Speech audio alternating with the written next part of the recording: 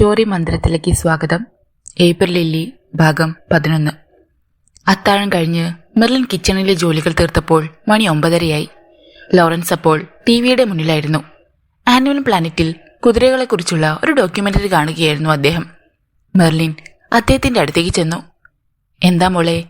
നാളെ അശോക് പോവുകയാണ്, അവൾ അറിയിച്ചു. സി ഓഫ് ചെയ്യാൻ നീ പോകുന്നില്ലേ? പോണം. ഞാൻ വരുന്നില്ല. യാത്ര പറയലുകൾ പണ്ടും എനിക്ക് താങ്ങാൻ പറ്റില്ല. ഇപ്പോൾ ഈ വയസ്സുകാലത്ത് ഞാൻ വരുന്നില്ല മോളെ. മെർലിൻ ഒന്നും മിണ്ടിയില്ല. ടിവിയിലെ ഡോക്യുമെന്ററി അവസാനിച്ചു.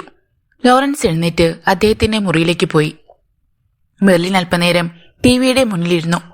അവൾ റിമോട്ട് എടുത്ത് ചാനലുകൾ ഓരോന്നായി വെറുതെ തെരഞ്ഞു. ഒന്നിലും ഒരു താല്പര്യവും തോന്നിയില്ല. അപ്പോഴാണ് ഗേറ്റിന് വെളിയിൽ ഒരു കാർ വന്നു നിന്നത്. ഹെഡ്ലൈറ്റിന്റെ വെളിച്ചം വിൻഡോ ഗ്ലാസിലൂടെ അവൾ കണ്ടു. ആരാണ് ഈ രാത്രിയിൽ? മെർലിൻ വാതിൽ തുറന്നു നോക്കി. കാറിൽ നിന്ന് അശോക് ഇറങ്ങി ഗേറ്റ് തുറന്ന് പെരുവിങ്കളിലേക്ക് കയറി വന്നു. അശോക്? അവൾ അത്ഭുതപ്പെട്ടു. സിറ്റൌട്ടിലെ വെളിച്ചത്തിൽ അയാളുടെ മ്ലാനമായ മുഖം അവൾ പെട്ടെന്ന് ശ്രദ്ധിച്ചു. What happened? അവൾ ചോദിച്ചു. സ്വീറ്റി ഈസ് മിസ്സിംഗ്, അയാൾ പറഞ്ഞു. മിസ്സിംഗ്? അവൾക്ക് വിശ്വസിക്കാൻ കഴിഞ്ഞില്ല. യെസ്. തളർച്ചയോടെ അയാൾ കസേരയിലേക്കിരുന്നു. പ്ലീസ് കം ഇൻസൈഡ്, നല്ല തണുപ്പുണ്ട്, അവൾ പറഞ്ഞു. അയാൾ എഴുന്നേറ്റ് ഡ്രോയിങ് റൂമിലേക്ക് ചെന്നു. അവൾ വാതിലടച്ചു. എന്താണ് അശോക് സംഭവിച്ചത്? അറിയില്ല. കോട്ടേജിൽ ചെന്നപ്പോൾ അവളില്ല. മൊബൈൽ സ്വിച്ച് ഓഫ് ആണ്. എങ്ങോട്ടെങ്കിലും പോകുമെന്ന് എന്നോട് പറഞ്ഞിട്ടുമില്ല. ഞാനിനി അന്വേഷിക്കാൻ സ്ഥലവുമില്ല. പരീക്ഷണനായിരുന്നു അയാൾ. ചിലപ്പോ നാട്ടിലേക്ക്. മമ്മയെ വിളിച്ചു. അവിടെ ചെന്നിട്ടില്ല. അങ്ങോട്ട് പോകാൻ ഒരു സാധ്യതയുമില്ല. അവർ അല്പനേരം നിശബ്ദരായിരുന്നു. നമുക്ക് വേണ്ടി ചാൾസിനോട് സംസാരിക്കുകയാണെന്ന് 2-3 ദിവസം മുമ്പ് സ്വീറ്റി പറഞ്ഞിരുന്നു. മെർലിൻ ഓർത്തു. അശോക് മുഖമുയർത്തി അവളെ നോക്കി. ഒരു പക്ഷേ അയാളെ കാണാൻ? മെർലിൻ സംശയം ചോദിച്ചു. ചാൻസ് കുറവാണ്, അശോക് പറഞ്ഞു. മെർലിൻ അവളുടെ മൊബൈൽ എടുത്തുകൊണ്ടുവന്നു. അവൾ ചാൾസിന്റെ നമ്പർ എടുത്തു വിളിച്ചു. കന്നഡ ഭാഷയിൽ എന്തോ അറിയിപ്പാണ് കേട്ടത്, പിന്നെ ഇംഗ്ലീഷിലും. അയാളുടെ മൊബൈൽ ബിസിയാണ്, അവൾ പറഞ്ഞു. അടുത്ത നിമിഷം ചാൾസ് തിരിച്ചു വിളിച്ചു. അവൾ പെട്ടെന്ന് കോൾ എടുത്തു. എന്താ മെർലിൻ? എവിടെയാണിപ്പോൾ? അവൾ തിരക്കി. ഞാനിപ്പോൾ ബാംഗ്ലൂരിലാണ്. ഇന്നലെ ഈവനിങ് ഇവിടെ എത്തി. ഒരു ബിസിനസ് മീറ്റിംഗ്. നാളെ തിരിച്ചെത്തും. എന്താ മെർലിൻ? പറയൂ. നത്തിങ്. വന്നിട്ട് കാണാം. ഓക്കെ, ഞാൻ വരാം. അവൾ കോള് കട്ട് ചെയ്തു. അയാൾ ബാംഗ്ലൂരിലാണ്, അവൾ അറിയിച്ചു. അല്പനേരം കൂടി അവളോട് സംസാരിച്ചുകൊണ്ട് അശോക് അവിടെ ഇരുന്നു. മെർലിൻ അയാൾക്ക് കാപ്പി ഉണ്ടാക്കി കൊടുത്തു. നേരം വെളുക്കട്ടെ, സ്വീറ്റി വരും. അശോക് സമാധാനമായിട്ടിരിക്കൂ, അവൾ പറഞ്ഞു. സമാധാനമില്ലാത്ത മനസ്സോടെയാണ് അയാൾ ക്രിസ്റ്റീസ് കോട്ടേജിലേക്ക് മടങ്ങിയത്. തിരിച്ചു ചെല്ലുമ്പോൾ സ്വീറ്റി അവിടെ കാത്തിരിക്കുന്നുണ്ടാവുമെന്ന് അയാൾ വെറുതെ മോഹിച്ചു. പക്ഷെ അവൾ ഉണ്ടായിരുന്നില്ല. ഉറക്കം വരാതെ അയാൾ ആ രാത്രി കഴിച്ചുകൂട്ടി. എന്തെങ്കിലും വിവരമുണ്ടോ? രാവിലെ മെർലിൻ വിളിച്ചു.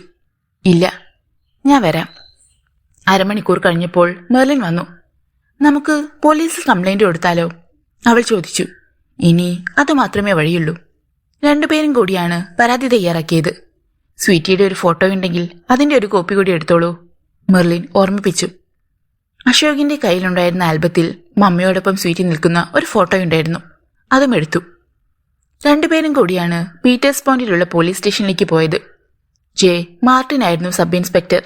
കംപ്ലൈന്റ് അയാൾ വായിച്ചു നോക്കി. ഹോളി ക്രോസിലെ ഡോക്ടറാണ് അശോക് എന്നറിഞ്ഞപ്പോൾ മാർട്ടിൻ പ്രത്യേക താല്പര്യം കാണിച്ചു. മിസ്സിംഗ് ആകുമ്പോൾ എന്തായിരുന്നു ഡ്രസ്സ് എന്നറിയാമോ? അയാൾ ചോദിച്ചു.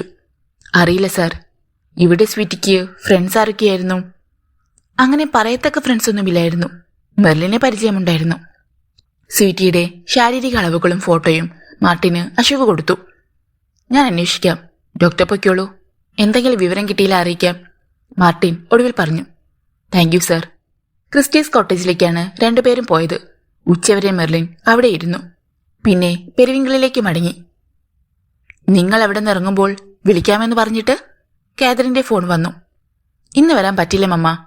അതെന്താ? ഹോസ്പിറ്റലിൽ നിന്ന് റിലീവ് ചെയ്തില്ല. ഞാൻ പിന്നെ വിളിക്കാം. സ്വീറ്റിയെ കാണാനില്ലെന്ന് മമ്മയെ അറിയിക്കാനുള്ള ധൈര്യം അശോകിനില്ലായിരുന്നു. 4 മണിയായപ്പോൾ ഇൻസ്പെക്ടർ മാർട്ടിൻ വിളിച്ചു. മാരിയമ്മൻ കോവിലിന്റെ താഴെയുള്ള ചെറിയ തടാകത്തിൽ ഒരു സ്ത്രീയുടെ ബോഡി കിടക്കുന്നുണ്ട്. ഡോക്ടർ ഒന്ന് വന്നാൽ ഐഡന്റിഫൈ ചെയ്യാമായിരുന്നു. അശോക് ശബ്ദിക്കാനാവാതെ നിന്നു. എവിടെയാണ് മാരിയമ്മൻ കോവിലെന്ന് അശോകിന് അറിയില്ലായിരുന്നു. അയാൾ മെർലിന്റെ നമ്പർ എടുത്ത് വിളിച്ചു. എന്താ അശോക്? അവൾ ഉത്കണ്ഠയോടെ ചോദിച്ചു. മാരിയമ്മൻ കോവിൽ എവിടെയാണെന്നറിയാമോ? യെസ്, ഞങ്ങളുടെ സ്കൂളിലേക്ക് പോകുമ്പോൾ രണ്ടാമത്തെ ഹെയർപിൻ വളവിലൊരു ഇടത്തേക്കൊരു റോഡുണ്ട്. അതുവഴി പോകണം. ഇൻസ്പെക്ടർ മാർട്ടിൻ എന്നെ വിളിച്ചു. മാരിയമ്മൻ കോവിലിന്റെ താഴെ ഒരു ലേക്കുണ്ടെന്ന്, ലേക്കിൽ ഒരു സ്ത്രീയുടെ ബോഡി കിടപ്പുണ്ടെന്ന്. അശോക്, മെർലിൻ ആദ്യോടെ വിളിച്ചു. കൺഫേം ചെയ്യാൻ ഞാൻ അങ്ങോട്ട് ചെല്ലണമെന്ന്. ഏയ്, അത് സ്വീറ്റിയുടേതാകണമെന്നില്ല. സ്വീറ്റി അങ്ങനെ സൂയിസൈഡ് ചെയ്യുന്ന ടൈപ്പൊന്നുമല്ല. അശോക് വെറുതെ ടെൻഷൻ അടിക്കേണ്ട, അവൾ പറഞ്ഞു. പക്ഷേ 2 ദിവസമായി സ്വീറ്റി മിസ്സിംഗ് ആണ്. നാട്ടിൽ ചെന്നിട്ടില്ല, വീട്ടിൽ വന്നിട്ടുമില്ല. അതാണ് എന്നെ പേടിപ്പിക്കുന്നത്. അശോക് ഇങ്ങോട്ട് വരൂ, നമുക്കൊന്നിച്ചു പോകാം, മെർലിൻ പറഞ്ഞു. Yes, I am coming. അപ്പോൾ തന്നെ അശോക് കാർ എടുത്ത് പുറപ്പെട്ടു. മെർലിന്റെ പിന്നാലെ തന്നെയായിരുന്നു അയാൾക്കും. സ്വീറ്റി ഒരിക്കലും ആത്മഹത്യ ചെയ്യില്ല. അവൾ ഭീരുവല്ല, എന്തും തന്റെ ഇടത്തോടെ നേരിടുന്നവളാണ്. തന്നെയുമല്ല, അവൾക്ക് ഈ പ്രദേശത്തിന്റെ ഭൂമിശാസ്ത്രം അറിയില്ല. പിന്നെങ്ങനെ മാരിയമ്മൻ കോവിലിന്റെ താഴത്തുള്ള തടാകത്തിലേക്ക് പോകും? മറ്റേതോ സ്ത്രീയുടെ ശരീരമായിരിക്കും. അങ്ങനെയൊക്കെ ചിന്തിക്കാനായിരുന്നു അശോകിനിഷ്ടം. സ്വീറ്റി മിസ്സിംഗ് ആണെന്ന് മമ്മയെ അറിയിക്കാൻ ഇതുവരെ ധൈര്യം കിട്ടിയിട്ടില്ല. ഇന്നുകൂടി അവളെ കണ്ടെത്താൻ കഴിഞ്ഞില്ലെങ്കിൽ പറയാതിരിക്കാൻ പറ്റില്ല. കാർ പെരിവിംഗ്ലിന്റെ ഗേറ്റിലേക്ക് നിന്നു. സിറ്റൗട്ടിൽ കാത്തുനിന്നിരുന്ന മെർലിൻ പെട്ടെന്നിറങ്ങി കാർ തുറന്നു. നീല ജീൻസും വെള്ള ടോപ്പുമായിരുന്നു അയാളുടെ വേഷം. അവൾ വേഗം കാറിൽ കയറി അയാളുടെ അടുത്തിരുന്നു. ഇൻസ്പെക്ടർ എന്താണ് പറഞ്ഞത്? അശോക് കാർ തിരിച്ചപ്പോൾ അവൾ ചോദിച്ചു. കൂടുതലൊന്നും പറഞ്ഞില്ല. ലേക്കിൽ ഒരു സ്ത്രീയുടെ ബോഡി കിടപ്പുന്നുണ്ടെന്ന്. അതൊന്നും കൺഫേം ചെയ്യാൻ വേണ്ടിയാണ്. എന്താണെന്നറിയില്ല. അത് സ്വീറ്റിയുടെ ബോഡിയാണെന്ന് എനിക്കിപ്പോ തോന്നുന്നു. അതിനുള്ള സാധ്യത വളരെ കുറവാണെങ്കിലും. അവൾ അയാളുടെ കൈത്തണ്ടയിൽ സ്പർശിച്ചു. ടെൻഷൻ കൊണ്ട് അശോകിന് വെറുതെ തന്നതാ.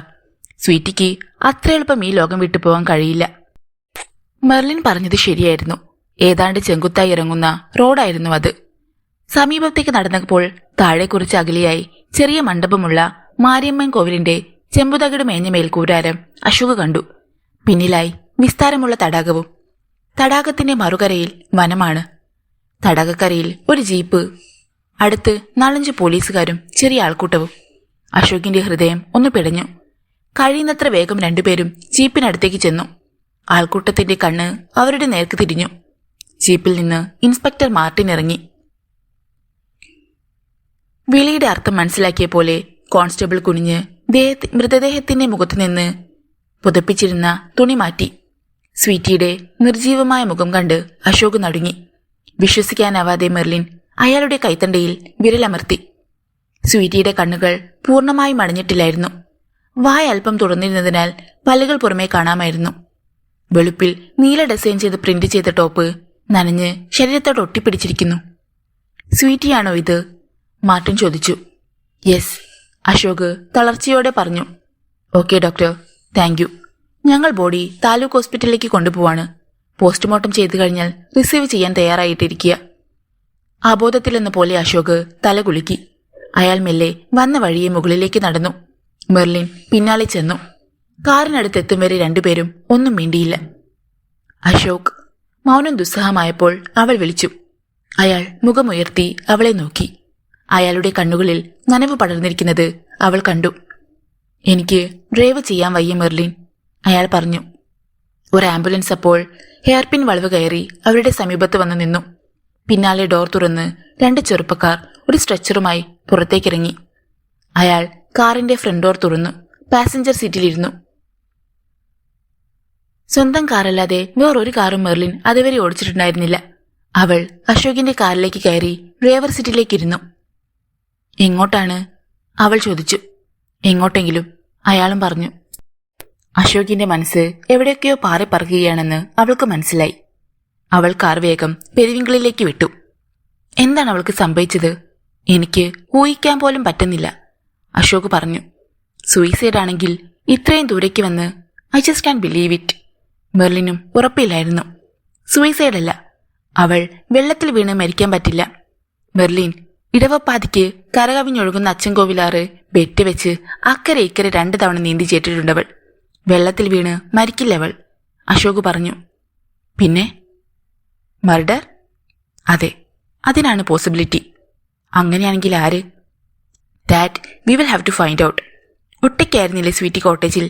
ആരെങ്കിലും വന്ന് അവളെ കീഴ്പ്പെടുത്താൻ ശ്രമിക്കുകയും മൽപ്പിടുത്തത്തിൽ അവൾ കൊല്ലപ്പെടുകയും. അങ്ങനെയാണ് സംഭവിച്ചതെങ്കിൽ റിസ്ക് എടുത്ത് അവളെ ആരെങ്കിലും അവിടെ വരെ കൊണ്ടുപോകുമോ? മെർലിൻ ചോദിച്ചതിൽ യുക്തിയുണ്ടെന്ന് അശോകിന് തോന്നി. മെർലിൻ കോട്ടേജിൽ വെച്ച് മരിച്ചെങ്കിൽ അവളെ അവിടെ ഉപേക്ഷിച്ചിട്ടേ ആരായും സ്ഥലം വിടും. എനിക്കൊന്നും മനസ്സിലാകുന്നില്ല മെർലിൻ.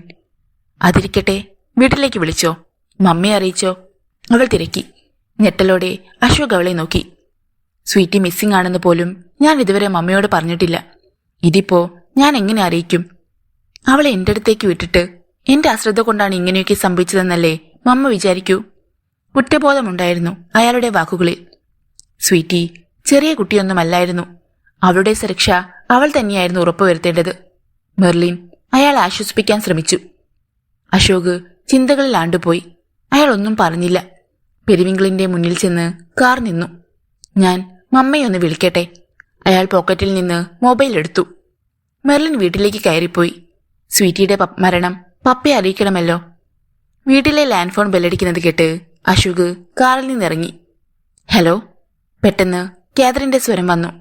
മമ്മ, ഇത് ഞാനാണ്, അയാൾ പറഞ്ഞു. എന്താ അശോക്, പുറപ്പെടുകയാണോ? അല്ല മമ്മ, അത്യന്തം ദുഃഖകരമായ ഒരു വാർത്ത അറിയിക്കാനാണ് ഞാനിപ്പോ വിളിച്ചത്. എന്താ മോനെ? ആന്തലോടെ കാതറിൻ ചോദിച്ചു. നമ്മുടെ സ്വീറ്റി, ഇന്നലെ മുതൽ അവൾ മിസ്സിംഗ് ആയിരുന്നു. കുറച്ചു മുമ്പ് അവളുടെ ബോഡി കിട്ടി. അശോക്, അവിശ്വാസത്തോടെ കാതറിൻ വിളിച്ചു. അതെ മമ്മ, സൂയിസൈഡാണോ മർഡർ ആണോ എന്നൊന്നും എനിക്കറിയില്ല. പോസ്റ്റ്മോർട്ടം കഴിയാതെ. തുരുതുരെ കാതറിന്റെ ചോദ്യങ്ങൾ വന്നു. അറിയാവുന്നതെല്ലാം അയാൾ പറഞ്ഞു. ഞാൻ വരട്ടെ അങ്ങോട്ട്? ഒടുവിൽ കാതറിൻ ചോദിച്ചു. വേണ്ട മമ്മ, എന്തായാലും ഇവിടെ ബറിയൽ നടക്കത്തില്ല. അവിടെ ചർച്ചിൽ ചെന്ന് ഫാദർ തോമസിനെ മമ്മ കാണണം. എന്താണ് ചെയ്യാൻ പറ്റുക എന്ന് ചോദിക്കണം. പോസ്റ്റ്മോർട്ടം കഴിഞ്ഞ് ഇന്ന് തന്നെ ബോഡി കിട്ടും. ഇന്ന് തന്നെ ഞാൻ അവളെയും കൊണ്ട് പുറപ്പെടും, അശോക് പറഞ്ഞു. ഇവിടെ വേണ്ടത് ഞാൻ ചെയ്തോളാം. നീ മനസ്സമാധാനത്തോടെ ഇരിക്കണം. തളരാൻ പാടില്ല. പരീക്ഷണങ്ങളെ നമ്മൾ അതിജീവിക്കണം മോനെ. യെസ് മമ്മ. കാതറിനോട് സംസാരിച്ചു കഴിഞ്ഞ് അശോക് ചെന്നപ്പോൾ ഡ്രോയിങ് റൂമിൽ ലോറൻസ് ഉണ്ടായിരുന്നു. അശോക്, മെർലിൻ വിവരം പറഞ്ഞു. എനിക്ക് വിശ്വസിക്കാൻ കഴിയുന്നില്ല. 2 ദിവസം മുമ്പ് സ്വീറ്റ് ഇവിടെ വന്നിരുന്നു. A lovely sweet girl. അവളുടെ പുഞ്ചിരി എനിക്ക് മറക്കാൻ കഴിയുന്നില്ല. അശോക് തലകുമ്പിട്ടിരുന്നു. ആവി പറക്കുന്ന 2 കപ്പ് കാപ്പിയുമായി മെർലിൻ വന്നു. അശോക്. അയാൾ ഒരു കപ്പ് കാപ്പിയെടുത്തു. 1 കപ്പ് അവൾ ലോറൻസിന് കൊടുത്തു. Do you have an idea what happened? Lawrence ചോദിച്ചു. നോ. അശോക് നിശ്ചയദാർഢ്യത്തിൽ തലയാട്ടി. ഫാദർ ഇമ്മാനുവലിനെ ഞാൻ ഇപ്പോൾ വിളിച്ചിരുന്നു.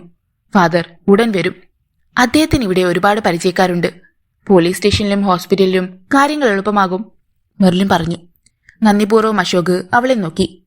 അവർ കാപ്പി കൊണ്ട് കുടിച്ചുകൊണ്ടിരുന്നപ്പോൾ ഫാദർ ഇമ്മാനുവലിന്റെ കാർ ഗേറ്റിന് വെളിയിൽ വന്നു നിന്നു. അശോക് പുറത്തേക്ക് ചെന്നു. കാറിൽ നിന്നിറങ്ങി വന്ന ഫാദർ അയാളുടെ കൈ 2 കൈകൊണ്ടും കൂട്ടിപ്പിടിച്ചു. I am sorry Ashok. തിരിച്ചുപോക്ക് ഇത്തരമൊരു ട്രാജഡിയുടെ വേദനയോടെ ആകുമെന്ന് ഞാൻ വിചാരിച്ചതേയില്ല, അദ്ദേഹം പറഞ്ഞു. ഒന്നും നമ്മളല്ലല്ലോ ഫാദർ തീരുമാനിക്കുന്നത്. അതെ, ഒന്നും കാണാതെ ദൈവം ഒരു പ്രവൃത്തിയും ചെയ്യുകയില്ല. What we have to do is just wait and see. Merlin ഒരു കപ്പ് കാപ്പി ഫാദർ ഇമ്മാനുവലിനും കൊടുത്തു. അവർ അല്പനേരം സംസാരിച്ചിരുന്നു. നമുക്ക് താലൂക്ക് ഹോസ്പിറ്റലിലേക്ക് പോകാം അശോക്. കാര്യങ്ങളൊന്ന് സ്പീഡപ്പ് ചെയ്യാം. ശരി ഫാദർ. അശോകിന്റെ വണ്ടി എടുത്തോളൂ, എന്റെ പിന്നാലെ വന്നാ മതി. ഫാദർ ചുറുചുറുക്കോടെ ചെന്ന് അദ്ദേഹത്തിന്റെ കാറിൽ കയറി. ഞാൻ വിളിക്കാം, സിറ്റൗട്ടിലേക്ക് വന്നു നിന്ന മെർലിനോടും ലോറൻസിനോടും അശോക് പറഞ്ഞു. മെർലിൻ തല മെല്ലെ ഒന്ന് തലിപ്പിച്ചു. ഫാദർ ഇമ്മാനുവലിന്റെ കാറിന്റെ പിന്നാലെ അശോക് വണ്ടി ഓടിച്ചു. 14 കിലോമീറ്റർ അകലെയായിരുന്നു ടൗൺ. താലൂക്ക് ഹോസ്പിറ്റലിൽ ചെന്നപ്പോൾ സ്വീറ്റിയുടെ പോസ്റ്റ്മോർട്ടം തുടങ്ങിക്കഴിഞ്ഞിരുന്നു. എങ്കിലും ഫാദർ ചെന്ന് സൂപ്രണ്ടിനെ ചെന്ന് കണ്ട് സംസാരിച്ചു. ബോഡി എത്രയും പെട്ടെന്ന് തരാം ഫാദർ. 1 മണിക്കൂറിനുള്ളിൽ മറ്റു ഫോർമാലിറ്റീസ് തീർക്കും, സൂപ്രണ്ട് പറഞ്ഞു. കാറിനടുത്ത് കാത്തു നിൽക്കുമ്പോൾ ഹോളി ക്രോസിൽ വിളിച്ച് സെബാസ്റ്റ്യനോട് അശോക് വിവരം പറഞ്ഞു. അയ്യോ, എന്ത് നല്ല സ്ത്രീയായിരുന്നു സ്വീറ്റി ചേച്ചി. എന്നോട് വലിയ സ്നേഹമായിരുന്നു ഡോക്ടറെ, അവൻ പരിതപിച്ചു. ഡോക്ടർ ക്ലെമന്റിനെ ഒന്ന് അറിയിച്ചേക്കണേ. അദ്ദേഹത്തെ ഡിസ്റ്റർബ് ചെയ്യേണ്ട എന്ന് വിചാരിച്ച് ഞാൻ വിളിച്ചില്ല. ഞാൻ പറയാം ഡോക്ടറെ. അല്പനേരം കഴിഞ്ഞപ്പോൾ ഡോക്ടർ ക്ലെമന്റിന്റെ വിളി വന്നു. I am sorry Ashok. Sebastian ഇപ്പോൾ വന്ന് വിവരം പറഞ്ഞു. എന്തെങ്കിലും ഹെൽപ്പ് വേണമെങ്കിൽ you just give me a ring. Thank you doctor. Body നാട്ടിലേക്ക് കൊണ്ടുപോകുന്നില്ലേ? അതെ. ആംബുലൻസ് വേണ്ടേ? അപ്പോഴാണ് അക്കാര്യം അശോക് ഓർത്തത്. വേണം ഡോക്ടർ, നമ്മുടെ വണ്ടി കൊണ്ടുപോയിക്കോളൂ, സെബാസ്റ്റ്യൻ വരും. Thank you doctor, thank you very much.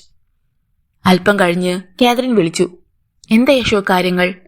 Postmortem നടക്കുന്നു മമ്മ. 1 മണിക്കൂറിനുള്ളിൽ പുറപ്പെടാൻ പറ്റുമെന്ന് വിചാരിക്കുന്നു. ഞാൻ ഫാദർ തോമസിനെ കണ്ടു. ഇവിടെ എല്ലാ അറേഞ്ച്മെന്റ്സും ചെയ്തിട്ടുണ്ട്. ശരി മമ്മ, തിരിക്കുമ്പോൾ ഞാൻ വിളിക്കാം. അശോകിനെയും കൊണ്ട് ഫാദർ ഇമ്മാനുവൽ പോലീസ് സ്റ്റേഷനിലേക്ക് പോയി. ഇൻസ്പെക്ടർ മാർട്ടിനുമായി സംസാരിച്ചു.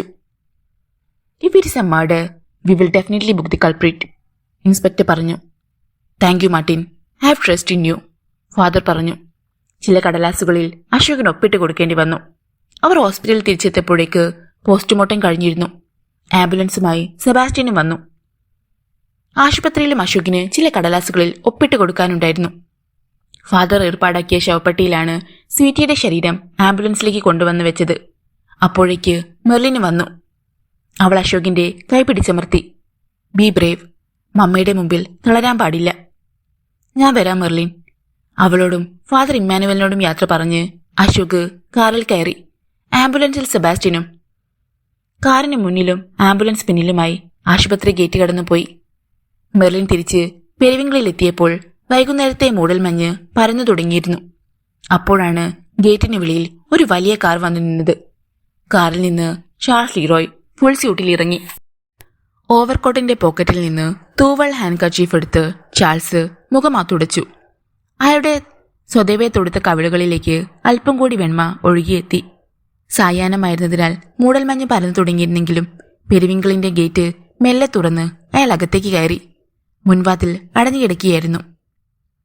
സിറ്റൌട്ടിലോട്ട് കയറി അയാൾ കോളിംഗ് ബെല്ലിന്റെ സ്വിച്ചിൽ ചൂണ്ടുവിരൽ അമർത്തി. അകത്ത് മണി മുഴങ്ങി.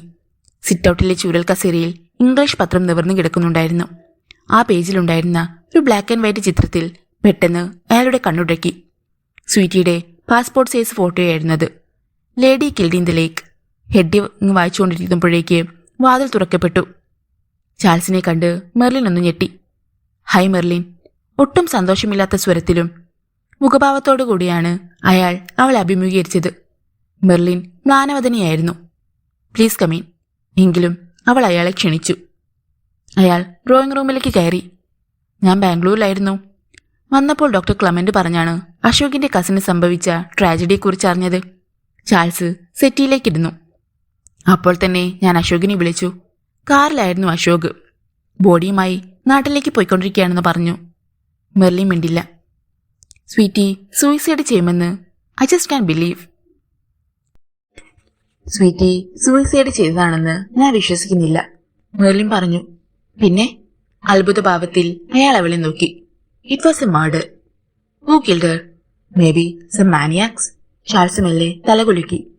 മെർലിന്റെ ഊഹം ശരിയായി കൂടുന്നില്ല. വിജനമായ പ്രദേശങ്ങളാണ് ചുറ്റും. മലമടക്കുകളും കാടുകളും തോട്ടങ്ങളും. പട്ടാപ്പകൽ പോലും ഒരു സെക്സ് മാനിയാക്കിന് അവളെ അറ്റാക്ക് ചെയ്യാം, കീഴ്പ്പെടുത്താം, വേണമെങ്കിൽ കൊലപ്പെടുത്താം. ആരും കാണില്ല. അല്ല, പോലീസിൽ കംപ്ലൈന്റ് കൊടുത്തില്ലേ? കൊടുത്തിട്ടുണ്ട്, അവൾ പറഞ്ഞു. എന്തെങ്കിലും ക്ലൂ? നോ. പോസ്റ്റ്മോർട്ടം റിപ്പോർട്ട്മെന്റിന് വേണ്ടി അവർ വെയിറ്റ് ചെയ്യുകയാണ്. ദേഹത്ത് മുറിവുകളൊന്നുമില്ല. അത് കാരണം മുങ്ങിമരണമാണെന്നാണ് അവരുടെ നിഗമനം. ചാൾസ് ദീർഘമായി ഒന്ന് നിശ്വസിച്ചു. വീട് ഷിഫ്റ്റ് ചെയ്യാൻ വേണ്ടി അശോക് വീണ്ടും വരുമെന്ന് തോന്നുന്നു, അയാൾ പറഞ്ഞു. അതെ. അപ്പോൾ എനിക്ക് അയാളെ നേരിട്ട് കാണണം. എന്റെ കണ്ടോളൻസ് അറിയിക്കണം. അശോകിനെ പോലെ ഒരു എക്സ്പേർട്ട് ഡോക്ടറെ നഷ്ടപ്പെട്ടതിൽ ഡോക്ടർ ക്ലമന്റിനും ദുഃഖമുണ്ട്. പക്ഷെ അശോക് പറയുന്നത് ഈ നാട് വെറുത്തുപോയി എന്നാണ്. ചാൾസ് മെല്ലെ എഴുന്നേറ്റു. How's your papa? അയാൾ ചോദിച്ചു. കിടക്കുകയാണ്. ഇഫ് സോ, ഞാൻ ഡിസ്റ്റർബ് ചെയ്യുന്നില്ല. Bye Merlin, I will call you. അയാൾ യാത്ര പറഞ്ഞു പോയി. അവൾ ചെന്ന് വാതിലടച്ചു. മെർലിൻ, ലോറൻസ് വിളിച്ചു. അവൾ അദ്ദേഹത്തിന്റെ മുറിയിലേക്ക് ചെന്നു. എന്താ പപ്പ? ചാൾസ് ആണോ വന്നത്? അതെ, എനിക്ക് തോന്നി. അതുകൊണ്ട് ഞാൻ അങ്ങോട്ട് വരഞ്ഞത്. പോയോ? പോയി. ഇനി നമുക്കൊരു സപ്പോർട്ടിന് അശോകുമില്ല. നമ്മൾ എന്തു ചെയ്യും അറിയും? എനിക്കറിയില്ല പപ്പ. അദ്ദേഹത്തിന്റെ മുമ്പിൽ വെച്ച് കരയാതിരിക്കാൻ അവൾ വേഗം അവിടെ നിന്ന് പോയി. വാതിൽ തുറന്ന് സിറ്റൌട്ടിൽ ചെന്ന് നിന്നപ്പോൾ മൂടൽമഞ്ഞ് കുന്നുകളെയും താഴ്വരകളെയും പൂർണ്ണമായി മറച്ചു കഴിഞ്ഞിരുന്നു. ഇടവകപ്പള്ളിയിലെ സെമിത്തേരിയിലാണ് സ്വീറ്റിയുടെ ശവമടക്കം നടത്തിയത്. ഫാദർ തോമസ് എല്ലാറ്റിനും മേൽനോട്ടം വഹിച്ചു. വൈകുന്നേരമായതോടെ ബന്ധുക്കളും പരിചയക്കാരും പോയി. നോഹാസ് ഫാം ഹൗസിൽ കാതറിനും അശോകും 2 ജോലിക്കാരും മാത്രം. കാതറിന്റെ കണ്ണുകൾ അപ്പോഴും തോർന്നിരുന്നില്ല. ഒരു കുടുംബജീവിതം സ്വീറ്റി ഒരുപാട് ആഗ്രഹിച്ചിരുന്നു. ഭർത്താവ്, കുട്ടികൾ, നല്ലൊരു വീട്, യോജിച്ച ഒരു പയ്യനെ കണ്ടുപിടിച്ച് അവളെ കെട്ടിച്ചു വിടാനിരുന്നതാ ഞാൻ. കൽപ്പറ്റയിലുള്ള ഒരു പയ്യന്റെ കാര്യം ആലോചിക്കാമെന്ന് തോമാച്ചൻ പറഞ്ഞിരുന്നതുവാ. അച്ഛന്റെ അകന്ന ബന്ധത്തിലുള്ളതായിരുന്നു അവൻ. മമ്മ പറയുന്നത് കേട്ട് ഒന്നും മിണ്ടാതെ അശോക് ഇരുന്നു. സ്വീറ്റി സ്വയം മരിച്ചതാവട്ടെ, അല്ലെങ്കിൽ അവളെ ആരെങ്കിലും കൊലപ്പെടുത്തിയതാകട്ടെ, എന്തു തന്നെയായാലും അവൾ ഇനി ഈ ലോകത്തില്ല. ജീവിതത്തെ ഒരുപാട് സ്നേഹിച്ചവളാണ് സ്വീറ്റി. സ്വയം ഈ ലോകം വിട്ടുപോകാൻ ഒരു കാരണവശാലും അവൾ തയ്യാറാവുകയില്ല. പിന്നെ എന്താണ് സംഭവിച്ചത്? അവിടെ അവൾക്ക് എന്തെങ്കിലും വിഷമമുണ്ടായിരുന്നോ അശോക്? കാതറിൻ ചോദിച്ചു. ഇല്ല മമ്മ, അവൾ എപ്പോഴും ഹാപ്പിയായിരുന്നു. ദുഃഖിച്ചിരിക്കുന്നത് ഒരിക്കൽ പോലും ഞാൻ കണ്ടിട്ടില്ല. അവിടെ വന്ന ശേഷം അവൾ വലിയ സന്തോഷത്തിലാണെന്ന് എനിക്ക് തോന്നിയിട്ടുണ്ട്. ഫോൺ ചെയ്യുമ്പോഴൊക്കെ എനിക്കത് മനസ്സിലായിട്ടുണ്ട്. കാതറിൻ ഓർമ്മകളിൽ മുഴുകി. എപ്പോഴാ നീ ഇനി അങ്ങോട്ട് പോകുന്നത്? പെട്ടെന്ന് അവർ ചോദിച്ചു. പോകാൻ തോന്നില്ല മമ്മ, പക്ഷേ പോകാതിരിക്കാനും പറ്റില്ലല്ലോ. കോട്ടേജ് ഒഴിഞ്ഞു കൊടുക്കണം. ഇവിടത്തെ കാര്യങ്ങൾ ആരെ ഏൽപ്പിക്കും? അല്ലെങ്കിൽ ഞാനും കൂടി വരാമായിരുന്നു. എനിക്ക് മെർലിനെ ഒന്ന് കാണാൻ ആശയുണ്ട്. അയാൾ മമ്മയുടെ മുഖത്തേക്ക് ഒന്ന് നോക്കി. ഇനി അവളെ കണ്ടിട്ട് എന്താണ് പ്രയോജനം? പെട്ടെന്ന് അശോകിന്റെ മൊബൈൽ ബെല്ലടിച്ചു. ഇൻസ്പെക്ടർ മാർട്ടിനാണ്. ഹലോ. അയാൾ കോൾ എടുത്തു. അശോക്, ഇത് മാർട്ടിനാണ്. മനസ്സിലായി സാർ. വീട്ടിലല്ലേ? അതെ. എത്രയും വേഗം ഇവരുടെ വരണം. പോസ്റ്റ്മോർട്ടം റിപ്പോർട്ട് ഇന്ന് കിട്ടി. It is not a simple case of suicide. She was brutally murdered. Cold blooded murder. Martin പറഞ്ഞു. മർഡർ? വിശ്വാസം വരാതെ അശോക് ചോദിച്ചു. അതെ. കൊലപ്പെടുത്തിയത് ശേഷം കടാകത്തിൽ കൊണ്ടുതന്നിടുകയായിരുന്നു ബോഡി. ഒരു തുള്ളി വെള്ളം പോലും ആമാശയത്തിലോ ശ്വാസകോശത്തിലോ ചെന്നിട്ടില്ല. അശോക് സ്തബ്ധനായി നിന്നു. എനിക്ക് ചില കാര്യങ്ങൾ അറിയാനുണ്ട്. So you should come here immediately. ഇപ്പോൾ തന്നെ ഞാൻ പുറപ്പെടുകയാണ്, അശോക് അറിയിച്ചു. കോള് പെട്ടെന്ന് കട്ടായി. അശോകിന്റെ മുഖത്തേക്ക് തന്നെ ഉറ്റുനോക്കിയിരിക്കുകയായിരുന്നു കാതറിൻ. അവർക്ക് എന്താ ഊഹം കിട്ടിയിരുന്നു.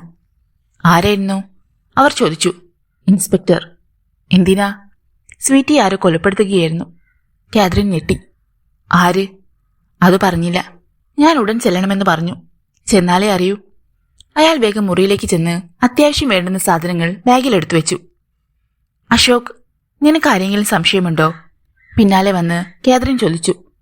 ഇല്ലമാ, ഐ ഹാവ് നോ ഐഡിയ. അവൾക്ക് അവിടെ ആരുമായും അടുപ്പമോ പരിചയമോ ഇല്ലായിരുന്നു. അശോക്, നീ എന്നോടൊന്നും ഒളിച്ചിട്ടില്ലല്ലോ? കാതറിൻ അയാളുടെ കയ്യിൽ ബലമായി പിടിച്ചു. ആ ചോദ്യത്തിൽ ഒരുപാട് അർത്ഥങ്ങളുണ്ടെന്ന് അയാൾക്ക് തോന്നി. ബിലീവ് മീ മമ്മ, അശോക് ഒരിക്കലും വഴിതെറ്റിപ്പോയിട്ടില്ല. കാതറിന്റെ കണ്ണ് നനഞ്ഞു. സോറി മോനെ, മനസ്സമാധാനത്തിന് വേണ്ടി ഞാൻ ചോദിച്ചെന്നേയുള്ളൂ. എനിക്ക് നിന്നെ വിശ്വാസമാണ്. പോയിട്ട് വാ. എന്ത് വിവരം കിട്ടിയാലും എന്നെ വിളിക്കണം. തീർച്ചയായും അമ്മ. അയാൾ കാറിനടുത്തേക്ക് നടന്നു. കാതറിൻ പുറത്തേക്ക് വന്ന് അത് നോക്കി നിന്നു. കാറ് ഗേറ്റ് കടന്ന് ട്രാഫിക് കുറഞ്ഞ റോഡിലെത്തിയപ്പോൾ മൊബൈൽ എടുത്ത് അയാൾ മെർലിനെ വിളിച്ചു. ഹലോ അശോക്, വീട്ടിലല്ലേ? അല്ല, ഞാനിപ്പോൾ ഡ്രൈവ് ചെയ്യുകയാണ്. I am coming back. അന്ന് സാധനങ്ങളൊന്നും കൊണ്ടുപോകാൻ സാധിച്ചില്ല അല്ലേ? അതല്ല, മാർട്ടിൻ വിളിച്ചിരുന്നു. എന്തിന്? മാർട്ടിൻ അറിയിച്ച കാര്യങ്ങൾ അയാൾ അവളോട് പറഞ്ഞു. ജീസസ്, അവൾ അറിയാതെ വിളിച്ചു. നമ്മൾ അറിയാതെ എന്തൊക്കെയോ സ്വീറ്റിയുടെ ജീവിതത്തിൽ നടന്നിരിക്കുന്നു. ഞാൻ വന്നിട്ട് വിളിക്കാം മെർലിൻ. അത് മതി. Take care. അയാൾ കോള് കട്ട് ചെയ്തു. അശോക് സ്വീറ്റിയെക്കുറിച്ചാണ് ചിന്തിച്ചത്. ജീവിതത്തിന്റെ ആർഭാടങ്ങളെ അതിരറ്റ് സ്നേഹിച്ച പെണ്ണായിരുന്നു സ്വീറ്റി. അതുകൊണ്ട് തന്നെയാണ് കന്യാസ്ത്രീയുടെ വെള്ളവസ്ത്രം മൂരിവെച്ച് അവൾ ആ കരിങ്കൽ കോട്ടയുടെ വാതിൽ തുറന്ന് പുറത്തേക്ക് വന്നത്. വികാരങ്ങൾ ഭരിക്കുന്ന സ്ത്രീയായിരുന്നു.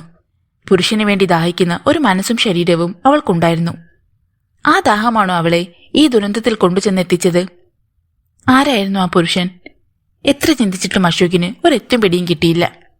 അയാൾ ക്രിസ്റ്റീസ് കോട്ടേജിലെത്തിയപ്പോൾ രാത്രി 8 മണി കഴിഞ്ഞു. അപ്പോൾ തന്നെ മാർട്ടിനെ വിളിച്ചു. ഇന്നിനി നമുക്ക് കാണണ്ട ഡോക്ടർ. You take rest. രാവിലെ 9 മണി കഴിഞ്ഞ് ഞാൻ വരാം. അവിടെ ഉണ്ടാകണം. Okay sir. കുളിച്ച് വേഷം മാറി അശോക് കുറച്ച് ഓട്സ് തയ്യാറാക്കി കഴിച്ചു. സ്വീറ്റിയുടെ മുറി ഒന്ന് തെരഞ്ഞാലോ എന്ന് അയാൾ ആലോചിച്ചു. അവളുടെ മരണത്തെ സംബന്ധിക്കുന്ന എന്തെങ്കിലും സൂചന കിട്ടിയാലോ? ആ ജോലി പോലീസിന് വിടുന്നതാണ് നല്ലതെന്ന് പെട്ടെന്ന് അയാൾക്ക് തോന്നി. സ്വീറ്റി മരിച്ചിട്ടില്ല. തൊട്ടടുത്ത മുറിയിൽ അവളുണ്ട്. അന്ന് രാത്രി അശോകിന് ഉറങ്ങാൻ കഴിഞ്ഞില്ല. രാവിലെ 9 കഴിഞ്ഞപ്പോൾ പോലീസ് ജീപ്പ് ക്രിസ്റ്റീസ് കോട്ടേജിന്റെ മുമ്പിൽ നിന്നു. ആദ്യം ഇൻസ്പെക്ടർ മാർട്ടിനാണ് ഇറങ്ങിയത്. പിന്നാലെ 2 കോൺസ്റ്റബിൾമാരും. ഒരു കോൺസ്റ്റബിളിന്റെ കയ്യിൽ ചുവന്ന നാട് കെട്ടിയ ഒരു ഫയലുണ്ടായിരുന്നു. Good morning sir. അശോക് ഇറങ്ങിച്ചെന്നു. Good morning. I want to ask you certain questions. നമുക്ക് അകത്തേക്ക് ഇരിക്കാമല്ലേ? തീർച്ചയായും. അവർ 2 പേരും സ്വീകരണ മുറിയിലെ സോഫകളിൽ അഭിമുഖമായിരുന്നു. ഇൻസ്പെക്ടറുടെ പിന്നിൽ 2 കോൺസ്റ്റബിൾമാരും നിലയുറപ്പിച്ചു. ഒരാൾ എഴുതാൻ ഫയൽ തുറന്ന് പേനയും എടുത്തു. സ്വീറ്റിക്ക് ഇവിടെ ആരെങ്കിലുമായിട്ടും അടുപ്പമുണ്ടായിരുന്നോ? ഐ മീൻ ഏതെങ്കിലും പുരുഷനുമായിട്ട്? മാർട്ടിൻ ആദ്യത്തെ ചോദ്യം ചോദിച്ചു. എന്റെ അറിവിൽ അങ്ങനെ ആരുമില്ല സർ, അശോക് പറഞ്ഞു. ഇവിടെ വരും മുമ്പ് ആരെങ്കിലുമായിട്ട്? അതിനു മുമ്പ് അവൾ കന്യാസ്ത്രീ മഠത്തിലായിരുന്നു. ഒരു നിമിഷം മാർട്ടിൻ ചിന്തിച്ചിരുന്നു. മരിക്കുന്നതിന് മുമ്പ് അവൾ ഒരു പുരുഷനുമായി ബന്ധപ്പെട്ടിരുന്നു. And it was not a rape but very normal sex. Martin പറഞ്ഞത് കേട്ട് അശോക് സ്തംഭിച്ചിരുന്നു. കഴുത്തിൽ അമർത്തിപ്പിടിച്ച് ശ്വാസം മുട്ടിച്ചാണ് കൊലപ്പെടുത്തിയത്. After sex and fully naked. അശോകിന് ശബ്ദിക്കാൻ കഴിഞ്ഞില്ല. അന്ന് രാവിലെ ഡോക്ടർ എപ്പോഴാണ് ഹോസ്പിറ്റലിലേക്ക് പോയത്? മാർട്ടിൻ ചോദിച്ചു. 9 മണിക്ക്. തിരിച്ചു വന്നതോ? രാത്രി 7 മണിയായി കാണും. എനിക്കന്ന് ഹോസ്പിറ്റലിൽ ഒരു സെൻഡ് ഓഫ് പാർട്ടി ഉണ്ടായിരുന്നു. ഡോക്ടർ വന്നപ്പോൾ വീട് തുറന്നു കിടക്കുകയായിരുന്നു. അല്ല, ലോക്ക്ഡ് ആയിരുന്നു. സ്വീറ്റിയുടെ കയ്യിൽ സ്പെയർ കീ ഉണ്ടായിരുന്നു. I want to see her room, Martin ആവശ്യപ്പെട്ടു. Please come. ഇൻസ്പെക്ടറെ സ്വീറ്റിയുടെ മുറിയിലേക്ക് അശോക് കൊണ്ടുപോയി. വാതിൽ തുറന്നപ്പോൾ തന്നെ എന്തൊക്കെയോ സുഗന്ധം നിറഞ്ഞ ഒരു പെൺമണം വന്നവരെ പൊതിഞ്ഞു. അടുക്കും ചിട്ടയുമുള്ള മുറിയായിരുന്നു അത്. ചുളിവില്ലാത്ത കിടക്ക. മേശപ്പുറത്ത് പുസ്തകങ്ങൾ വൃത്തിയായി അടുക്കി വെച്ചിരിക്കുന്നു. വസ്ത്രങ്ങൾ വാരി വലിച്ചിട്ടിട്ടില്ല. എല്ലാം കബോർഡിലാണ്. കൃത്യം നടന്നത് ഇവിടെ വച്ചല്ല, പുറത്തെവിടെയോ ആണ്, മാർട്ടിൻ പറഞ്ഞു. പുറത്തേക്കൊരിക്കലും അവൾ പോകാറില്ല സാർ. മാർക്കറ്റിനും പിന്നെ ഷോപ്പിംഗ് കടകളിലേക്കുമല്ലാതെ. സ്വീറ്റിക്ക് മൊബൈൽ ഫോൺ ഉണ്ടായിരുന്നോ? പെട്ടെന്ന് ഓർമ്മത് വന്നതുപോലെ മാർട്ടിൻ ചോദിച്ചു. ഉണ്ടായിരുന്നു. അന്ന് മുതൽ സ്വിച്ച് ഓഫ് ആണ്. നമ്പർ തരൂ. അശോക് പറഞ്ഞു കൊടുത്ത നമ്പർ കോൺസ്റ്റബിൾ എഴുതിയെടുത്തു. അവൾ ആരെയൊക്കെ എപ്പോഴെല്ലാം വിളിച്ചിട്ടുണ്ടെന്നും അവളെ ആരൊക്കെ തിരിച്ചു വിളിച്ചിട്ടുണ്ടെന്നും സൈബർ സെൽ വഴി അറിയാം. ഒരു വഴി തുറന്നു കിട്ടാതിരിക്കില്ല. വീണ്ടും കാണാമെന്ന് പറഞ്ഞ് മാർട്ടിനും കോൺസ്റ്റബിൾമാരും പോയി. അല്പം കഴിഞ്ഞപ്പോൾ അശോക് പ്രതീക്ഷിക്കാത്തൊരു സന്ദർശകൻ അയാളെ കാണാനെത്തി. ചാൾസ് ലീറോയ്. സ്വയം കാറോടിച്ചാണ് അയാൾ വന്നത്. കണ്ടോളൻസ് അശോക്, ഞാൻ ബാംഗ്ലൂരിലായിരുന്നു. ഇന്നലെ തിരിച്ചെത്തിയപ്പോൾ ബെർലിൻ പറഞ്ഞാണ് അശോകിന്റെ കസിന്റെ മരണത്തെക്കുറിച്ച്. അശോകിന്റെ കൈപിടിച്ച് അയാൾ പറഞ്ഞു. എനിക്ക് ഒരു കൂട്ടിന് വന്നതാണ് പാവം. പക്ഷേ സൂയിസൈഡായിരുന്നോ? No, it was a murder. ആരാണത് ചെയ്തത്? ആശ്ചര്യത്തോടെ ചാൾസ് ചോദിച്ചു. കണ്ടുപിടിക്കാൻ കഴിഞ്ഞിട്ടില്ല. ഇൻസ്പെക്ടർ കുറച്ച് മുന്നേ വന്നിരുന്നു. സ്വീറ്റിയുടെ മൊബൈൽ നമ്പർ എടുത്തുകൊണ്ടുപോയിട്ടുണ്ട്. അത് വെച്ച് ഇൻവെസ്റ്റിഗേഷൻ നടത്താമെന്നാണ് പറഞ്ഞത്. ചിലപ്പോൾ എന്തെങ്കിലും ക്ലൂ കിട്ടാതിരിക്കില്ല. രക്തം വാർന്നതുപോലെ ചാൾസിന്റെ മുഖം വിളറി വെളുത്തു. അയാൾ അത് ശ്രദ്ധിക്കാതിരിക്കാനായി തലതിരിച്ചു. സ്വീറ്റിയെ ആരൊക്കെ വിളിച്ചു, അല്ലെങ്കിൽ അവൾ ആരൊക്കെയോ വിളിച്ചു എന്ന് സൈബർ സെൽ വഴി കോൾ ഡീറ്റെയിൽസ് എടുത്ത് നോക്കാമെന്നാണ് പറഞ്ഞത്, അശോക് അറിയിച്ചു. അന്തരീക്ഷത്തിൽ നല്ല തണുപ്പുണ്ടായിരുന്നെങ്കിലും ചാൾസിന്റെ നെറ്റിയും ഉള്ളം കൈയും വിയർത്തു. അയാൾ കോട്ടിന്റെ പോക്കറ്റിൽ നിന്ന് കർച്ചീഫ് എടുത്തു. ഓക്കെ അശോക്, ഞാൻ വിളിക്കാം. അയാൾ യാത്ര പറഞ്ഞു ചെന്ന് കാറിൽ കയറി. എസ്റ്റേറ്റ് ബംഗ്ലാവിലേക്ക് കാറോടിക്കുമ്പോൾ ചാൾസിന്റെ തല പുകയുന്നുണ്ടായിരുന്നു. It is a matter of days. നാളെ അല്ലെങ്കിൽ മറ്റന്നാൾ ഇൻസ്പെക്ടർ മാർട്ടിൻ എസ്റ്റേറ്റ് ബംഗ്ലാവിലേക്കോ മൗണ്ടൻ ഗാർഡൻ ടീ എസ്റ്റേറ്റിന്റെ ഓഫീസിലേക്കോ കയറി വരും. പെട്ടെന്നാണ് അയാളുടെ തലയ്ക്കുള്ളിൽ ഒരു വെള്ളി വെളിച്ചം മിന്നിയത്. ആലോചിച്ചപ്പോൾ അതൊരു എക്സൈറ്റ്മെന്റ് ആണെന്ന് അവൾക്ക് തോന്നി. അറിയാതെ അയാളുടെ ചുണ്ടുകളിൽ ഒരു പുഞ്ചിരി വിരിഞ്ഞു. വൈകിക്കണ്ട, ഇന്ന് തന്നെ ഇൻസ്പെക്ടർ വരട്ടെ. ബംഗ്ലാവിൽ ചെന്ന് കഴിഞ്ഞ് പോലീസ് സ്റ്റേഷനിലേക്ക് ചാൾസ് വിളിച്ചു. Please connect me mister Martin. ഒരു നിമിഷം കഴിഞ്ഞപ്പോൾ മാർട്ടിൻ ലൈനിൽ വന്നു. ഹലോ. അയാളുടെ കനത്ത ശബ്ദം ചാൾസ് കേട്ടു. Hello inspector, I am Charles Leroy. Mountain Garden Tea എസ്റ്റേറ്റിന്റെ ചെയർമാനാണ്. സ്വീറ്റിയുടെ മരണവുമായി ബന്ധപ്പെട്ട ചില കാര്യങ്ങൾ എനിക്കറിയാം. ഒരു നിമിഷത്തെ നിശബ്ദത. I want to see you, Martin പറഞ്ഞു. ഞാൻ ബംഗ്ലാവിലുണ്ട്. You can come any time. I am coming. Charles കാത്തിരുന്നു. 1 മണിക്കൂർ കഴിഞ്ഞ് 2 കോൺസ്റ്റബിൾമാരും ബംഗ്ലാവിലെത്തി. ആർഭാടത്തോടെ ഒരുക്കിയ സ്വീകരണ മുറിയിൽ മാർട്ടിനെ അയാൾ ഇരുത്തി. Coffee or tea? ചാൾസ് ആതിഥേയ മര്യാദ മറന്നില്ല. താങ്ക്സ്, ഒന്നും വേണ്ട. നമുക്ക് സംസാരിക്കാം. എന്താണ് സ്വീറ്റിയെക്കുറിച്ച് താങ്കൾക്കറിയാവുന്ന കാര്യങ്ങൾ? മാർട്ടിൻ കാര്യത്തിലേക്ക് കടന്നു. സ്വീറ്റി എന്നെ 4-5 തവണ ഫോണിൽ വിളിച്ചിട്ടുണ്ട്, എന്റെ ഹെൽപ്പ് വേണമെന്ന് പറഞ്ഞ്. ചാൾസ് തുടങ്ങി വെച്ചു. എന്ത് ഹെൽപ്പ്? ഏഞ്ചൽ മേരി കോൺവെന്റ് സ്കൂളിലെ മെർലിനുമായി എന്റെ മാരേജ് ഏതാണ്ട് ഫിക്സ് ചെയ്തിരിക്കുകയാണ്. പക്ഷേ ഹോളി ക്രോസ് ഹോസ്പിറ്റലിലുണ്ടായിരുന്ന ഡോക്ടർ അശോക് സംഗീത് മാത്യുവും അവളെ മാരേജ് ചെയ്യാൻ ആഗ്രഹിച്ചിരുന്നു. ചാൾസ് പറഞ്ഞു. മാർട്ടിൻ മിണ്ടിയില്ല. മാരേജിൽ നിന്ന് ഒരു കാരണവശാലും പിന്മാറരുതെന്ന് റിക്വസ്റ്റ് ചെയ്യാനാണ് സ്വീറ്റി എന്നെ വിളിച്ചത്. അതിന് കാരണമുണ്ട് ഇൻസ്പെക്ടർ. എന്ത് കാരണം? അശോകിന്റെ കസിനാണ് സ്വീറ്റി എന്ന് പറയുന്നു. 2 പേരും ഒരേ വീട്ടിലാണ് താമസിച്ചിരുന്നത്. And he had sexual relationship with Sweety. അയാളെ നഷ്ടപ്പെടാൻ അവൾക്ക് പറ്റില്ലെന്നാണ് പറഞ്ഞത്. പുതിയ വഴിത്തിരിവ്. മാർട്ടിൻ ജാഗരൂകനായി. യൂണിഫോം ധരിച്ച ഒരു പരിചാരകൻ ഒരു ട്രേയിൽ ഒരു കപ്പ് ആവി പറക്കുന്ന ചായയുമായി വന്നു. കാപ്പിക്കപ്പെടുത്ത് മാർട്ടിന് ചാൾസ് കൈകൊടുത്തു. മാർട്ടിൻ അത് വാങ്ങി ടീപ്പോയുമേൽ വെച്ചു. കൊല്ലപ്പെട്ട സ്വീറ്റിയെ നിങ്ങൾ കണ്ടിട്ടുണ്ടോ? അയാൾ പെട്ടെന്ന് ചോദിച്ചു. യെസ്, ഒരു തവണ, ചാൾസ് പറഞ്ഞു. എവിടെ വെച്ച്? പീറ്റേഴ്സ് പോയിന്റിൽ ഷോപ്പിങ്ങിന് പോയപ്പോൾ. അതിനു മുമ്പ് കണ്ടിട്ടില്ല? ഇല്ല. പിന്നെങ്ങനെ അവളെ തിരിച്ചറിഞ്ഞു? മാർട്ടിൻ വിഡ്ഢിയായ ഓഫീസറല്ലെന്ന് ചാൾസിന് അറിയാമായിരുന്നു. വളരെ സൂക്ഷിച്ച് മറുപടി പറഞ്ഞില്ലെങ്കിൽ കള്ളത്തരം അയാൾ മനസ്സിലാക്കും. അതിനു മുമ്പ് ഒരിക്കൽ സ്വീറ്റി എന്നെ ഫോണിൽ വിളിച്ചിരുന്നു. ഒരു പ്രധാന കാര്യം സംസാരിക്കാനുണ്ടെന്നും നേരിൽ കാണണമെന്നും മെർലിനെ സംബന്ധിക്കുന്ന കാര്യമാണെന്ന് പറഞ്ഞപ്പോൾ കാണാമെന്ന് ഞാൻ സമ്മതിച്ചു. അങ്ങനെയാണ് പീറ്റേഴ്സ് പോയിന്റിൽ വെച്ച് കൂടിക്കാഴ്ച നടന്നത്. എന്നെ കണ്ടുപിടിക്കാൻ കാറിന്റെ നിറവും നമ്പറും ഞാൻ പറഞ്ഞുകൊടുത്തു. നിങ്ങളുടെ ഫോൺ നമ്പർ സ്വീറ്റിക്ക് എങ്ങനെ കിട്ടി? മെർലിനോട് വാങ്ങിയതാവാം, അല്ലെങ്കിൽ ഡയറി നോക്കി കണ്ടുപിടിച്ചതാവണം. അന്ന് കണ്ടപ്പോൾ എന്റെ വിസിറ്റിംഗ് കാർഡ് അവൾ വാങ്ങുകയും ചെയ്തു. ആ പഴുതും ചാൾസ് അടച്ചു. മെർലിനെ അവൾക്ക് പരിചയമുണ്ടായിരുന്നോ? മെർലിന്റെ പപ്പ ലോറൻസിന് ലങ് ക്യാൻസറായി ഹോളി ക്രോസ് ഹോസ്പിറ്റലിൽ അഡ്മിറ്റ് ചെയ്തപ്പോഴാണ് ഡോക്ടർ അശോക് ട്രീറ്റ് ചെയ്തത്. അങ്ങനെയാണ് അശോകും മെർലിനും തമ്മിൽ പരിചയത്തിലായത്. ഫാമിലി ഫ്രണ്ട് എന്ന നിലയിൽ മെർലിന്റെ വീട്ടിൽ അശോകും സ്വീറ്റിയും പോയിട്ടുണ്ട്. മാർട്ടിൻ മെല്ലെ തലകുലുക്കി. മെർലിന്റെ സംസാരത്തിൽ നിന്നാണ് അവൾക്ക് ഡോക്ടർ അശോകിനെ മാരേജ് ചെയ്യാൻ താല്പര്യമുണ്ടെന്ന് സ്വീറ്റി മനസ്സിലാക്കിയത്. അതവൾക്കൊരു ഷോക്കായിരുന്നു. ചാൾസ് പറഞ്ഞു. വൈ? സ്വീറ്റി ഒരു കന്യാസ്ത്രീയായിരുന്നു. പക്ഷേ കുടുംബജീവിതത്തിനോടുള്ള ആഗ്രഹം അവളുടെ മനസ്സിൽ ശക്തമായിരുന്നു. അശോക് കൊടുത്ത പ്രലോഭനം കാരണമാണ് മഠം ഉപേക്ഷിച്ചവൾ പുറത്തേക്ക് വന്നത്. കുറെ നാളായി അവർ ഹസ്ബൻഡ് ആൻഡ് വൈഫ് എന്ന നിലയിൽ ജീവിക്കുകയായിരുന്നു. ഇക്കാര്യം മെർലിൻ അറിയില്ലായിരുന്നോ? അശോകിന്റെ കസിൻ സിസ്റ്ററാണ് സ്വീറ്റിയെന്നും അയാളുടെ മമ്മിയാണ് അവളെ ഇങ്ങോട്ട് വിട്ടതെന്നുമാണ് അയാൾ മെർലിനെ തെറ്റിദ്ധരിപ്പിച്ചിരുന്നത്. ചായ ഇരുന്നു തണുത്തു. പീറ്റേഴ്സ് പോയിന്റിൽ വെച്ച് കണ്ടപ്പോൾ എന്താണ് സ്വീറ്റി നിങ്ങളോട് സംസാരിച്ചത്? മാർട്ടിൻ ചോദിച്ചു. മെർലിനുമായുള്ള മാരേജിൽ നിന്ന് പിന്മാറരുതെന്നവൾ റിക്വസ്റ്റ് ചെയ്തു. കാരണം ചോദിച്ചപ്പോഴാണ് പറഞ്ഞത് മിന്നി കെട്ടിയില്ലെങ്കിലും അവൾ അശോകിന്റെ വൈഫാണെന്ന്. മാർട്ടിൻ പെട്ടെന്ന് വാച്ചിൽ നോക്കി. ചായ തണുത്തുപോയല്ലോ സാർ, വേറെ കൊണ്ടുവരാൻ പറയട്ടെ? ചാൾസ് ചോദിച്ചു. ഏയ്, don't bother. Thank you mister Charles for this valuable information. I suppose we will meet again. My pleasure. Martin നീട്ടിയ കൈ പിടിച്ച് ചാൾസ് കുലുക്കി. സോഫയിലിരുന്ന ക്യാപ്പെടുത്ത് തലയിൽ വെച്ച് മാർട്ടിൻ എഴുന്നേറ്റു. ചാൾസ് അയാളെ ജീപ്പിന്റെ അടുത്ത് വരെ അനുഗമിച്ചു. പോലീസ് ജീപ്പ് കോൺക്രീറ്റ് പാതയിലൂടെ പുറത്തേക്ക് പോകുന്നത് നോക്കി അയാൾ ഊറിയ ചിരിയോടെ നിന്നു. അശോകിന് ഒട്ടും വിശപ്പ് അനുഭവപ്പെട്ടില്ല. പക്ഷെ ഉച്ചനേരത്ത് എന്തെങ്കിലും കഴിക്കാതിരിക്കുന്നത് നല്ലതല്ല. പതിവ് സമയത്ത് ആമാശയത്തിലേക്ക് എന്തെങ്കിലും ആഹാരം ചെന്നില്ലെങ്കിൽ അത് കുഴപ്പമാകും. അയാൾ കിച്ചണിലേക്ക് ചെന്നു. പഴക്കൂടയിൽ 4-5 ആപ്പിൾ. സ്വീറ്റി വാങ്ങിവെച്ചതാണ്. ഇത്രയും ദിവസമായിട്ടും അത് കേടായിട്ടില്ല.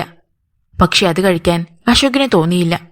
കബോർഡ് തുറന്ന് പ്ലാസ്റ്റിക് കണ്ടെയ്നറുകൾ ഓരോന്നായി പരിശോധിച്ചപ്പോൾ ഒന്നിൽ ഓട്സ് കണ്ടെത്തി. പാലിൽ ഓട്സ് കാച്ചി കുടിക്കാം. അപ്പോഴാണ് മൊബൈൽ ബെല്ലടിച്ചത്. ലാൻഡ് ഫോൺ നമ്പർ വീട്ടിലേതായിരുന്നു. Hello mamma. പിന്നെ എന്തെങ്കിലും അറിയിച്ച് കിട്ടിയോ മോനെ? കാതറിൻ ചോദിച്ചു. ഇല്ല മമ്മ. സ്വീറ്റിയുടെ മൊബൈൽ നമ്പർ ഇൻസ്പെക്ടർ കൊണ്ടുപോയിട്ടുണ്ടല്ലോ. അത് വെച്ച് എന്തെങ്കിലും അന്വേഷണം ആരംഭിക്കാൻ 2-3 ദിവസം പിടിക്കും. അവർക്കവിടെ ശത്രുക്കളുണ്ടായിരുന്നു അശോക്. വിശ്വാസം വരാതെ കാതറിൻ ചോദിച്ചു. ഇല്ല മമ്മ, അവൾക്കിവിടെ ആരുമായും ഒരു ബന്ധവുമില്ലായിരുന്നു. സ്വീറ്റിയുടേത് കൊലപാതകമായിരുന്നുവെന്ന് കാതറിനോട് അശോക് പറഞ്ഞെങ്കിലും മരണത്തിനു മുമ്പ് അവൾ ഒരു പുരുഷനുമായി ശാരീരിക ബന്ധം പുലർത്തിയിരുന്ന കാര്യം പറഞ്ഞില്ല. അതോടെ മമ്മ അവളെ വെറുക്കും. സ്വീറ്റിക്ക് പണ്ടേ ഒരു കാമുകനുണ്ടായിരുന്നോ? രഹസ്യമായ അയാൾ ഇവിടെ വന്നു പോകുന്നുണ്ടായിരുന്നോ?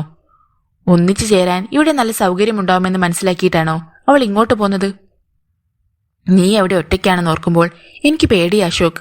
ഞാൻ വരട്ടെ അങ്ങോട്ട്? കാതറിൻ ചോദിച്ചു. എനിക്കിവിടെ ഒറ്റയ്ക്ക് ബുദ്ധിമുട്ടൊന്നുമില്ല. പക്ഷെ മമ്മിക്ക് വരണമെന്നുണ്ടെങ്കിൽ വരൂ. നല്ലൊരു ഡ്രൈവറേയും കുട്ടി വണ്ടിയെടുത്ത് വന്നാൽ മതി. നോക്കട്ടെ, കഴിയുന്നത് ഞാൻ വരും. ശരി മമ്മ. അശോക് ഓട്സ് വേവിക്കാൻ പാത്രം തെരയുമ്പോഴാണ് ഒരു ജീപ്പ് പുറത്ത് വന്ന് നിൽക്കുന്ന ശബ്ദം കേട്ടത്. അയാൾ വേഗം ചെന്ന് മുൻവാതിൽ തുറന്നു. ജീപ്പിൽ നിന്ന് ഇൻസ്പെക്ടർ മാർട്ടിൻ ഇറങ്ങി. മുമ്പുണ്ടായിരുന്നതിലേറെ ഗൗരവഭാവത്തിലായിരുന്നു അയാൾ. എന്തെങ്കിലും പുതിയ വിവരം കിട്ടിയോ സാർ? ഉത്കണ്ഠയോടെ അശോക് ചോദിച്ചു. കുറച്ച് വിവരങ്ങൾ കിട്ടിയിട്ടുണ്ട്. അതൊന്ന് വെരിഫൈ ചെയ്യാനാണ് ഞാനിപ്പോൾ വന്നത്. Please come. നമുക്ക് അകത്തേക്കിരിക്കാം. അശോക് ക്ഷണിച്ചു. വേണ്ട, ഞാൻ ചോദിക്കുന്നതിനൊക്കെ കൃത്യമായ മറുപടി ഡോക്ടറിൽ നിന്ന് എനിക്ക് കിട്ടണം. അണ്ടർസ്റ്റാൻഡ്? ഒട്ടും സൗഹൃദമല്ലാത്ത സ്വരമായിരുന്നു ഇൻസ്പെക്ടറുടേത്. അശോകിന് എന്തുകൊണ്ടോ ആശങ്ക തോന്നി. ചോദിക്കണം സാർ. മെർലിൻ എന്നൊരാളിനെ ഡോക്ടർ അറിയുമോ? അശോക് ഒന്ന് അമ്പരന്നു. സ്വീറ്റിയുടെ കൊലപാതകവുമായി ബന്ധപ്പെട്ട് എന്തിനാണ് മെർലിന്റെ പേര് വലിച്ചിടിക്കുന്നത്? അറിയാം സാർ. ഏഞ്ചൽ മേരി കോൺവെന്റിലെ ടീച്ചറാണ്. നിങ്ങൾ തമ്മിൽ പരിചയമുണ്ടോ? ഉണ്ട്. വെറും പരിചയമാണോ അതോ ഫ്രണ്ട്സ് എന്ന് പറയുന്നതാവും കൂടുതൽ ശരി. മെർലിന്റെ ഫാദറിന് ക്യാൻസർ ആയിരുന്നു അല്ലേ? അതെ. നിങ്ങളല്ലേ അയാളെ ട്രീറ്റ് ചെയ്തത്? അതെ. നിങ്ങൾ മെർലിനെ മാരി ചെയ്യാൻ ആഗ്രഹിച്ചിരുന്നോ? അതെ. പിന്നെന്താണ് തടസ്സം? ഇൻസ്പെക്ടർ എങ്ങോട്ടാണ് പോകുന്നതെന്ന് അശോകിന് മനസ്സിലായില്ല. പക്ഷെ എന്തോ അപകടത്തിലേക്കാണ് ഈ യാത്രയെന്ന് അയാളുടെ മനസ്സ് പറഞ്ഞു. ചാൾസ് ലീറോ എന്നൊരാളുമായി മെർലിന്റെ മാരേജ് തീരുമാനിച്ചിരുന്നു. ചാൾസ് അതിൽ നിന്ന് പിന്മാറാൻ ഇതുവരെ തയ്യാറായിട്ടില്ല. അയാൾ പിന്മാറിയാലും മാരേജ് നടക്കുമായിരുന്നില്ല. അതല്ലേ ശരി? മാർട്ടിൻ ചോദിച്ചു. സാർ ഉദ്ദേശിക്കുന്നത് എന്താണെന്ന് എനിക്ക് മനസ്സിലായില്ല, അശോക് പറഞ്ഞു. സ്വീറ്റി സമ്മതം തരുമായിരുന്നോ? മാർട്ടിന്റെ ചോദ്യം കേട്ട് അയാളൊന്ന് പകച്ചു. കാരണം മെർലിനെ നിങ്ങൾ കിട്ടുന്നതിന് സ്വീറ്റി അനുവാദം തരില്ലായിരുന്നു. അവളെന്തിന് എന്റെ മാരേജിന് വിലങ്ങുതടിയാകണം? ആശ്ചര്യത്തോടെ അശോക് ചോദിച്ചു. Because Sweety was living with you as your wife. Ashok ഞെട്ടി. നോ നോ സർ, ഈ കിട്ടിയ അറിവ് തെറ്റാണ്. ആർക്ക് വേണമെങ്കിൽ സംശയിക്കാമായിരുന്നു. പക്ഷെ we were sister and brother. യൗവനയുക്തയായ ഒരു സ്ത്രീയായിരുന്നു സ്വീറ്റി. ഡോക്ടറും യുവാവാണ്. നിങ്ങൾ രണ്ടുപേരും മാത്രമായി ഈ വീട്ടിൽ പ്രലോഭനങ്ങൾക്ക് വഴിവിട്ടു പോയാൽ രണ്ടുപേരെയും കുറ്റം പറയാൻ പറ്റില്ല. പക്ഷേ സാർ, വെറുതെ അങ്ങനെയൊരു ധാരണയിലെത്തരുത്. ഞങ്ങൾ തമ്മിൽ അത്തരത്തിലൊരു ബന്ധവും ഉണ്ടായിട്ടില്ല, അശോക് തറപ്പിച്ചു പറഞ്ഞു. ഓക്കെ. സ്വീറ്റി മിസ്സിംഗ് ആവുന്നതിന് രാവിലെ 9 മണിക്കാണ് ഡോക്ടർ ഇവിടെ നിന്നിറങ്ങിയത്. അതെ. 9:30 ഹോളി ക്രോസ് ഹോസ്പിറ്റലിലെത്തി. അതിന് രേഖയുണ്ട്. അശോക് ഒന്നും മിണ്ടിയില്ല. ഉച്ചയ്ക്ക് 12:30 വരെ ഡോക്ടർ കൺസൾട്ടേഷൻ റൂമിലുണ്ടായിരുന്നു. അതുകഴിഞ്ഞ് എവിടെയായിരുന്നു? ഹോസ്പിറ്റലിൽ ചെന്ന് ഇൻസ്പെക്ടർ അന്വേഷണം നടത്തിയിട്ടാണ് വരുന്നതെന്ന് അശോകിന് മനസ്സിലായി. അശോക് പറഞ്ഞു. രോഗികൾക്കും കൂട്ടിരിക്കുന്നവർക്കും ചെന്ന് പ്രാർത്ഥിക്കാൻ ഒരു ചെറിയ ചാപ്പലുണ്ട്. അത് പ്രധാന കെട്ടിടത്തിന്റെ ഇടതുവശത്താണ്. ചുറ്റിനും ചെടികളും ചെറുവൃക്ഷങ്ങളും വളർന്നു നിൽക്കുന്നതിനാൽ പെട്ടെന്ന് ചാപ്പൽ ശ്രദ്ധയിൽപ്പെടില്ല. എന്തിനാണ് ചാപ്പലിൽ പോയത്? ഹോളിക്രോസ് ഹോസ്പിറ്റലിൽ എന്റെ ലാസ്റ്റ് ഡേ ആയിരുന്നു വന്ന്. 12:30 മുതൽ 3 വരെ എനിക്ക് ഓഫ് ടൈം ആയിരുന്നതുകൊണ്ടാണ് ചാപ്പലിൽ ചെന്നിരുന്നത്. ചാപ്പലിൽ അപ്പോൾ വേറെ ആരെങ്കിലും ഉണ്ടായിരുന്നോ? ആരുമില്ല. ഞാൻ തനിച്ചായിരുന്നു. അപ്പോൾ നിങ്ങൾക്ക് വേണ്ടി സാക്ഷി പറയാൻ ആരുമില്ലെന്നർത്ഥം. ഡോക്ടർ അശോക്, അന്ന് ഉച്ചയ്ക്ക് 12-നും 3-നും ഇടയിലുള്ള സമയത്താണ് സ്വീറ്റി വധിക്കപ്പെട്ടതെന്ന് പോസ്റ്റ്മോർട്ടം റിപ്പോർട്ടിൽ വ്യക്തമായി രേഖപ്പെടുത്തിയിട്ടുണ്ട്. ഇൻസ്പെക്ടർ മാർട്ടിന്റെ മുഖത്തേക്ക് ഡോക്ടർ അശോക് തുറിച്ചു നോക്കി. സ്കൂളിൽ ലഞ്ച് ബ്രേക്കിന്റെ സമയത്തായിരുന്നു.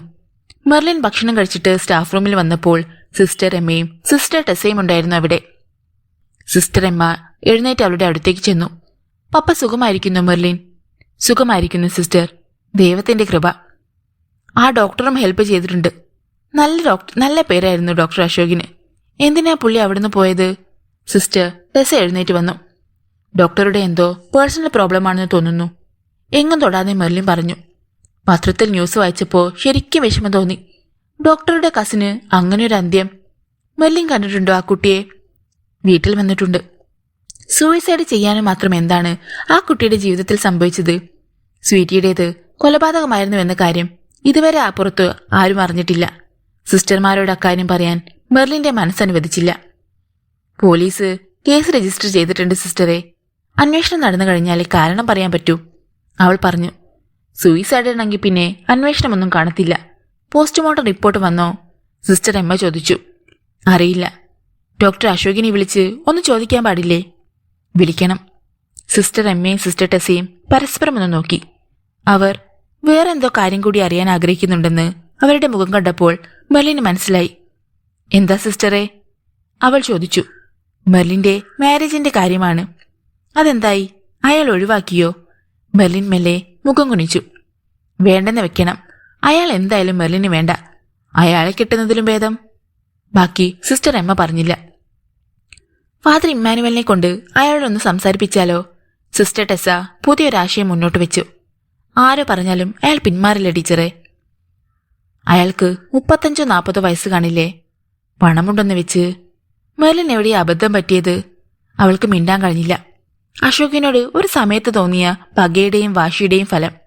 അബദ്ധം പറ്റിയത് അന്നാണ്. നമ്മൾ ഓരോന്ന് പറഞ്ഞ് മെർലിനെ വിഷമിപ്പിക്കേണ്ട. ഞങ്ങൾ പ്രാർത്ഥിക്കുന്നുണ്ട്. ജീസസ് മെർലിനെ കൈവിടിയാതിരിക്കുകയില്ല. Thank you sister, thank you. Class തുടങ്ങാനുള്ള ബെല്ലടിച്ചു. സിസ്റ്റർ എമ്മയും സിസ്റ്റർ ടെസയും ക്ലാസ് മുറികളിലേക്ക് പോയി. ആ പീരീഡ് മെർലിന് ഓഫായിരുന്നു. അവൾ തനിച്ച് സ്റ്റാഫ് റൂമിലിരുന്നു. ആ സമയത്താണ് അവളുടെ മൊബൈലിൽ ഒരു മെസ്സേജ് വന്നത്. ഫാദർ ഇമ്മാനുവൽ അയച്ചതാണ്. Come to my room, urgent. അവൾ പകച്ചുപോയി. എന്താണ് അർജന്റാണെന്ന് ഫാദർ പറഞ്ഞത്?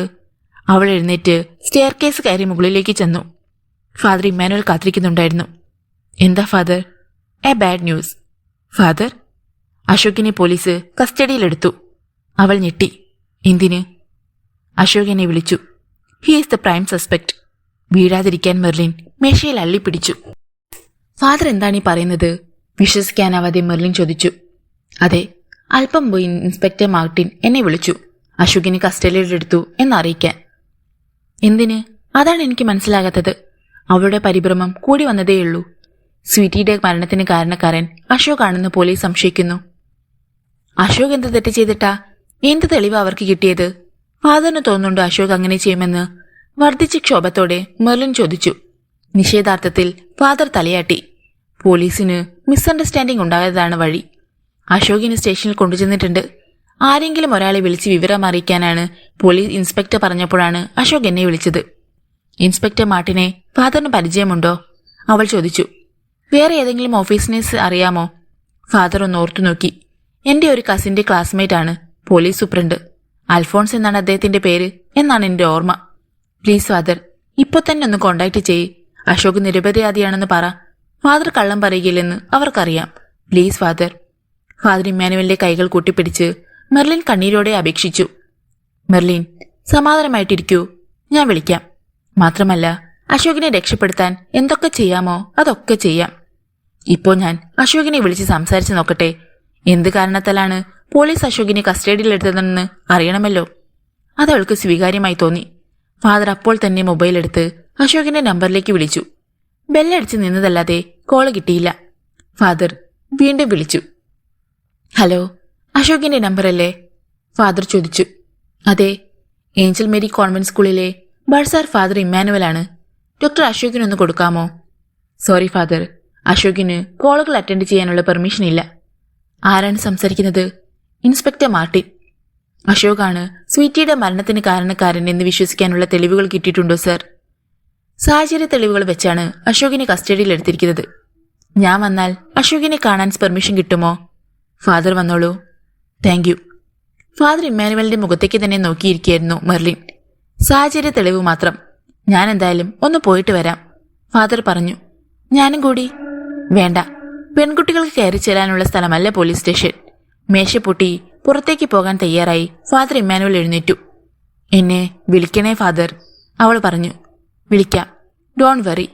മെർലിന്റെ കവിളിൽ മെല്ലെ ഒന്ന് തട്ടി ആശ്വസിപ്പിച്ചിട്ട് അദ്ദേഹം സ്റ്റെയർ കേസ് കയറി കാറെടുത്ത് പുറപ്പെട്ടു. വണ്ടി ഓടിച്ചു പോകുമ്പോൾ പോലീസ് സ്റ്റേഷൻ കണ്ടിട്ടുണ്ടെങ്കിലും ഇതുവരെ അറിയുന്നുള്ളിലേക്ക് കയറിയിട്ടില്ല. ജീവിതത്തിൽ ആദ്യമായിട്ടാണ്. എനിക്ക് ഇൻസ്പെക്ടർ മാർട്ടിനെ ഒന്ന് കാണണം. വിളിച്ചു ചോദിച്ചിട്ടാണ് ഈ വരുന്നത്. അച്ഛന്റെ കുപ്പായം കണ്ടിട്ടാവണം പാറാവുകാരൻ ആദരവോടെയാണ് പെരുമാറിയത്. ഇടതുവശത്തെ 2ാമത്തെ മുറിയിലാണ് അച്ചോ. Thank you. ഫാദർ അകത്തേക്ക് കയറി ചെന്നു. വെളിച്ചം കുറഞ്ഞ ഇരുണ്ട മുറികളായിരുന്നു എല്ലാം. പകലും മഞ്ഞ നിറത്തിലുള്ള ഇലക്ട്രിക് ബൾബുകൾ പ്രകാശിക്കുന്നു. ഇടതുവശത്ത് 2ാമത്തെ മുറി തുറന്നു കിടക്കുകയായിരുന്നു. കസേരയിലുണ്ടായിരുന്ന പോലീസ് ഓഫീസറാകണം മാർട്ടിൻ. ഫാദർ ഇമ്മാനുവലിനെ കണ്ട് മാർട്ടിൻ എഴുന്നേറ്റ് നിന്നു. വരണം ഫാദർ, അയാൾ ക്ഷണിച്ചു. ഫാദർ മുറിയിലേക്ക് കയറി ചെന്നു. Please sit down. അദ്ദേഹം ഇരുന്ന ശേഷമാണ് മാർട്ടിൻ ഇരുന്നത്. എനിക്ക് വളരെ വേണ്ടപ്പെട്ടവനാണ് ഡോക്ടർ അശോക്. നന്മയും സ്നേഹവും സഹാനുഭൂതിയും കരുണയുമുള്ള ഒരു ഡോക്ടറാണ്. അങ്ങനെയുള്ള ഒരാൾ ഇങ്ങനെ ഒരു ക്രൂരത ചെയ്യുമെന്ന് വിശ്വസിക്കാൻ കഴിയുന്നില്ല എനിക്ക്. ഒരിക്കലും ചെയ്യുകയില്ലെന്ന് വിചാരിക്കുന്ന ചില കാര്യങ്ങൾ മനുഷ്യർ ചില പ്രത്യേക സാഹചര്യങ്ങളിൽ ചെയ്തു പോകും. ഫാദർ, ഒരു പോലീസ് ഓഫീസർ എന്ന നിലയിലുള്ള അനുഭവത്തിൽ നിന്നാണ് ഞാനിത് പറയുന്നത്. ശാന്തമായ വാക്കുകളായിരുന്നു മാർട്ടിൻ്റേത്. എന്താണ് ഡോക്ടർ അശോകിനെതിരെയുള്ള സാഹചര്യ തെളിവുകൾ? ബുദ്ധിമുട്ടില്ലെങ്കിൽ ഒന്ന് പറയാമോ? ഫാദർ ചോദിച്ചു. ഉച്ച കഴിഞ്ഞ് 1 മണിക്കും 2 മണിക്കും ഇടയിലാണ് സ്വീറ്റി കൊല ചെയ്യപ്പെട്ടതെന്നാണ്. 12:30ക്കും 3-നും ഇടയിൽ ഹോസ്പിറ്റൽ ചാപ്പലിലായിരുന്നുവെന്ന് അശോക് പറയുന്നു. പക്ഷെ അതിന് ഒരു തെളിവുമില്ല. ഈ സമയത്ത് അശോക് ക്വാർട്ടേഴ്സിൽ ചെന്ന് സ്വീറ്റിയെ കൊലപ്പെടുത്തിയെന്നാണോ? ഞെട്ടലോടെ ഫാദർ ചോദിച്ചു. അതിന് സാധ്യതയുണ്ട്.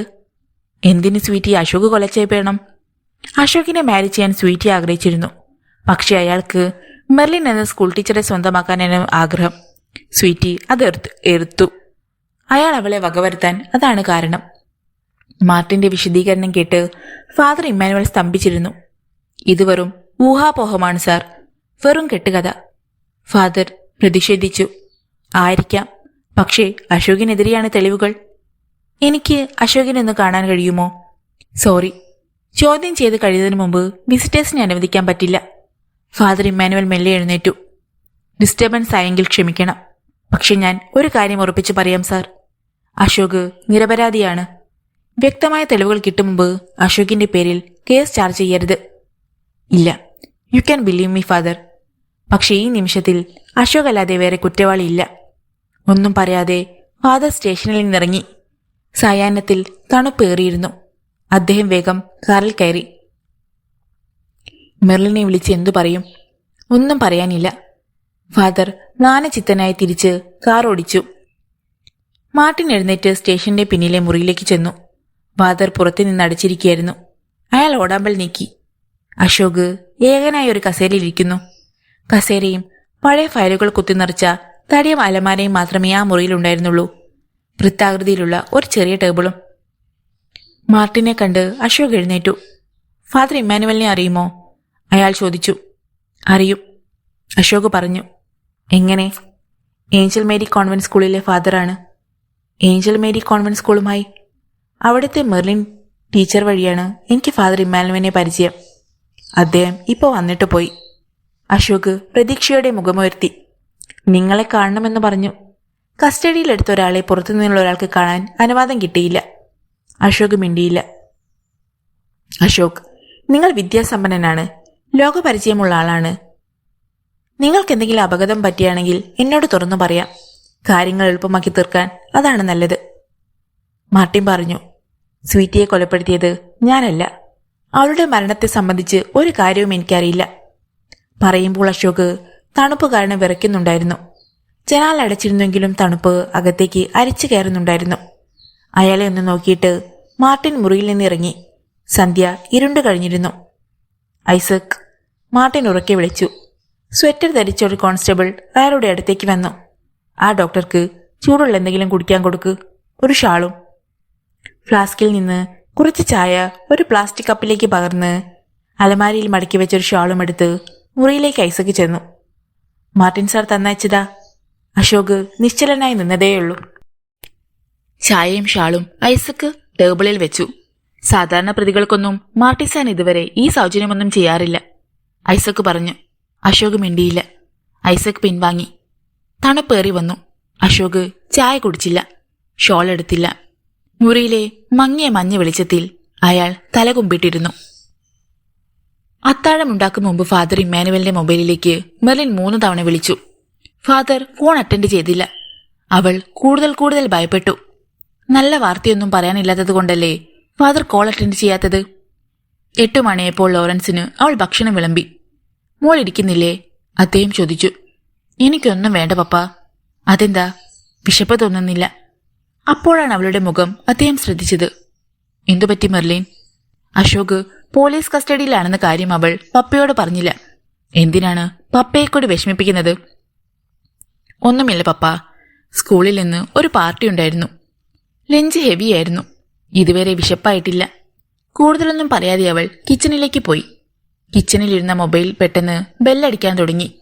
ഫാദർ വിളിച്ചാൽ അവൾ എടുക്കാൻ വേണ്ടി അത് കിച്ചണിൽ വെച്ചിരിക്കുകയായിരുന്നു. ഫാദർ, അവൾ കോളെടുത്തു. അശോകിനെ കാണാൻ പറ്റിയില്ല.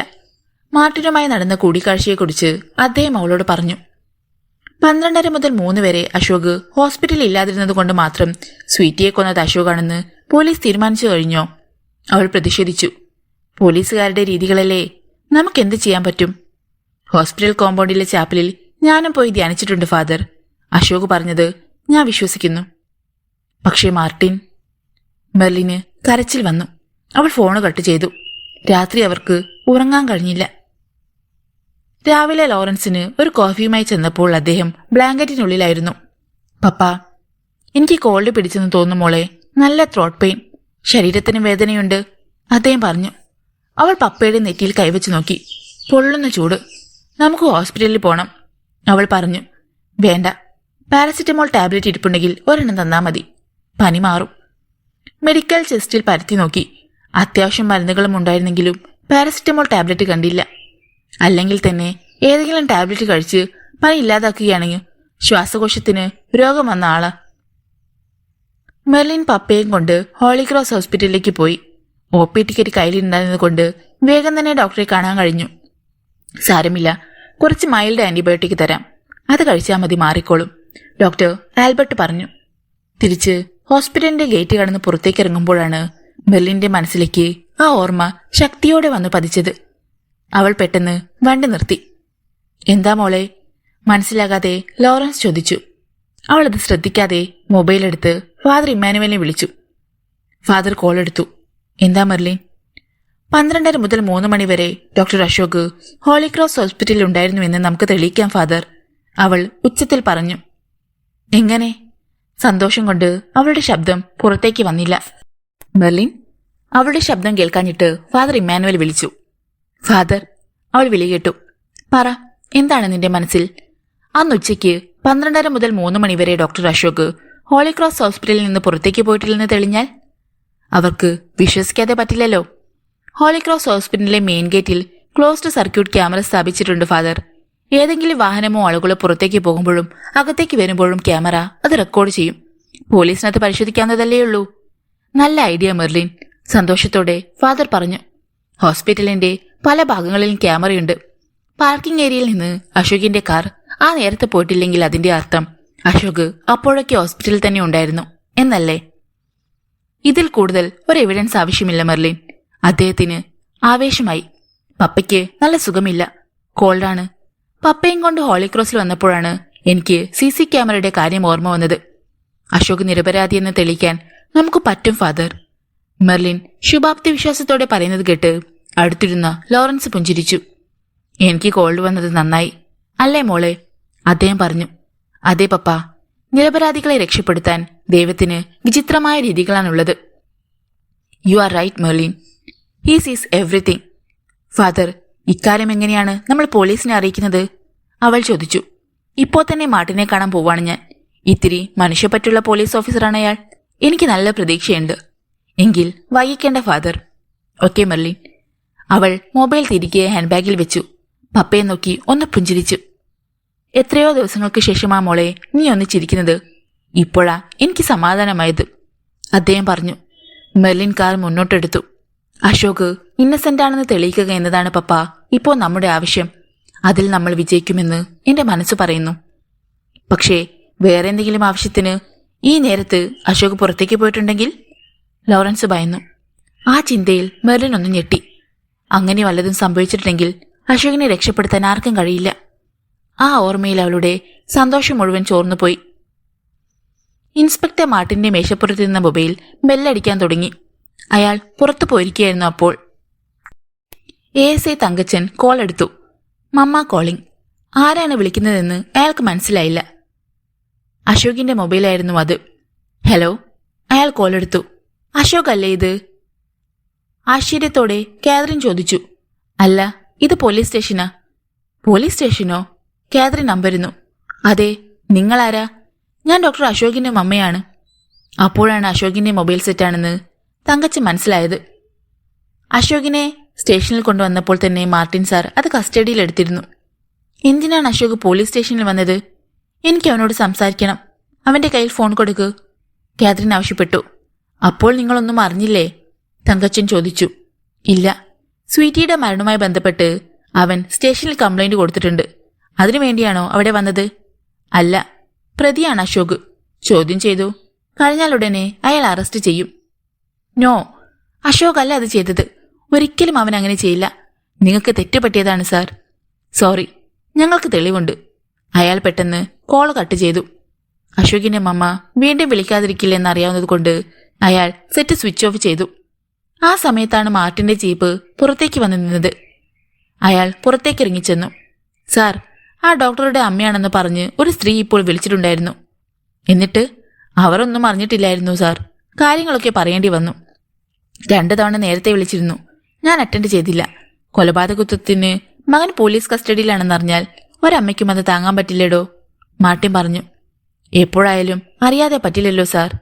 ശരിയാണ്, താനത് പറഞ്ഞതിൽ തെറ്റൊന്നുമില്ല. ആ മൊബൈൽ ഞാൻ സ്വിച്ച് ഓഫ് ചെയ്തു വെച്ചു. നന്നായി, അല്ലെങ്കിൽ ഇന്ന് വിളി വന്നുകൊണ്ടേയിരിക്കും. മാർട്ടിൻ അകത്തേക്ക് കയറി. മേശപ്പുറത്ത് അശോകിന്റെ മൊബൈൽ. അയാൾ അതെടുത്ത് അലമാരയിൽ പൂട്ടിവെച്ചു. അപ്പോഴാണ് ഫോൺ ബെല്ലടിച്ചത്. Hello, police station? അതെ, ഞാൻ ഫാദർ ഇമ്മാനുവലാണ്. എനിക്ക് SI മാർട്ടിനോട് സംസാരിക്കാൻ കഴിയുമോ? Martin speaking. Good afternoon sir. ഞാനിപ്പോൾ വന്നാൽ കാണാൻ ഫ്രീ ആയിരിക്കുമോ? ഫാദർ ചോദിച്ചു. എന്തെങ്കിലും എമർജൻസി ഉണ്ടായി പുറത്തേക്ക് പോകേണ്ടി വന്നില്ലെങ്കിൽ ഞാൻ സ്റ്റേഷനിലുണ്ടാകും. എന്താണ് ഫാദർ? അശോകിനെ സംബന്ധിക്കുന്ന ഒരു കാര്യം സംസാരിക്കാനാണെന്ന്. അത് മനസ്സിലായി. എന്ത് കാര്യത്തെക്കുറിച്ചാണ്? കൃത്യം നടന്ന അന്ന് അശോക് ഹോളി ക്രോസിൽ നിന്ന് ഉച്ചനേരത്തെ പുറത്തേക്ക് പോയിട്ടില്ലെന്ന് തെളിയിക്കാൻ കഴിയും സാർ. എങ്ങനെ? വന്നിട്ട് ഞാൻ പറയാം. ഓക്കെ. 1/2 മണിക്കൂർ കഴിഞ്ഞപ്പോൾ ഫാദർ ഇമ്മാനുവലിന്റെ കാർ സ്റ്റേഷന്റെ മുന്നിൽ വന്ന് നിന്നു. അദ്ദേഹം ചുറുചുറുക്കോടെ സ്റ്റേഷനിലേക്ക് കയറി ചെന്നു. ഫാദർ ഇത്ര വേഗം വരുമെന്ന് മാർട്ടിൻ വിചാരിച്ചില്ല. ഹോളി ക്രോസ് ഹോസ്പിറ്റലിൽ ക്ലോസ്ഡ് സർക്യൂട്ട് TV ഉണ്ട് സാർ. മെർലിൻ പറഞ്ഞ കാര്യങ്ങൾ ഇൻസ്പെക്ടറുടെ മുമ്പിൽ അദ്ദേഹം ശക്തിയുക്തം അവതരിപ്പിച്ചു. ഫാദർ ഇമ്മാനുവലിന്റെ മുഖത്തേക്ക് മാർട്ടിൻ തറപ്പിച്ചു നോക്കി. ഹോസ്പിറ്റലിൽ CCTV ഉണ്ടെന്ന് ഫാദറിന് ഉറപ്പുണ്ടോ? യെസ്. അത് ഉറപ്പായിട്ട് തന്നെയാണ് ഞാനിപ്പോൾ വന്നത്. അശോക് ആ ദിവസം ഉച്ചനേരത്ത് ഹോസ്പിറ്റലിൽ നിന്ന് പുറത്തേക്ക് പോയിട്ടുണ്ടെങ്കിൽ അന്നത്തെ റെക്കോർഡിൽ കണ്ടാൽ മനസ്സിലാകുമല്ലോ, ഫാദർ വിശദീകരിച്ചു. ഫാദർ ആർഗ്യൂ ചെയ്യുന്ന കാര്യത്തിൽ കഴമ്പുണ്ട്. പക്ഷേ ഡോക്ടർ അശോകിന്റെ കാർ അന്ന് ആ നേരത്ത് പുറത്തേക്ക് പോയിട്ടില്ലെങ്കിൽ അശോക് ഹോസ്പിറ്റലിൽ തന്നെ ഉണ്ടായിരുന്നു എന്ന് വിശ്വസിക്കാൻ പറ്റില്ല, ഇൻസ്പെക്ടർ പറഞ്ഞു. വൈ? വേറെ ഏതെങ്കിലും വാഹനത്തിൽ പോകാമല്ലോ.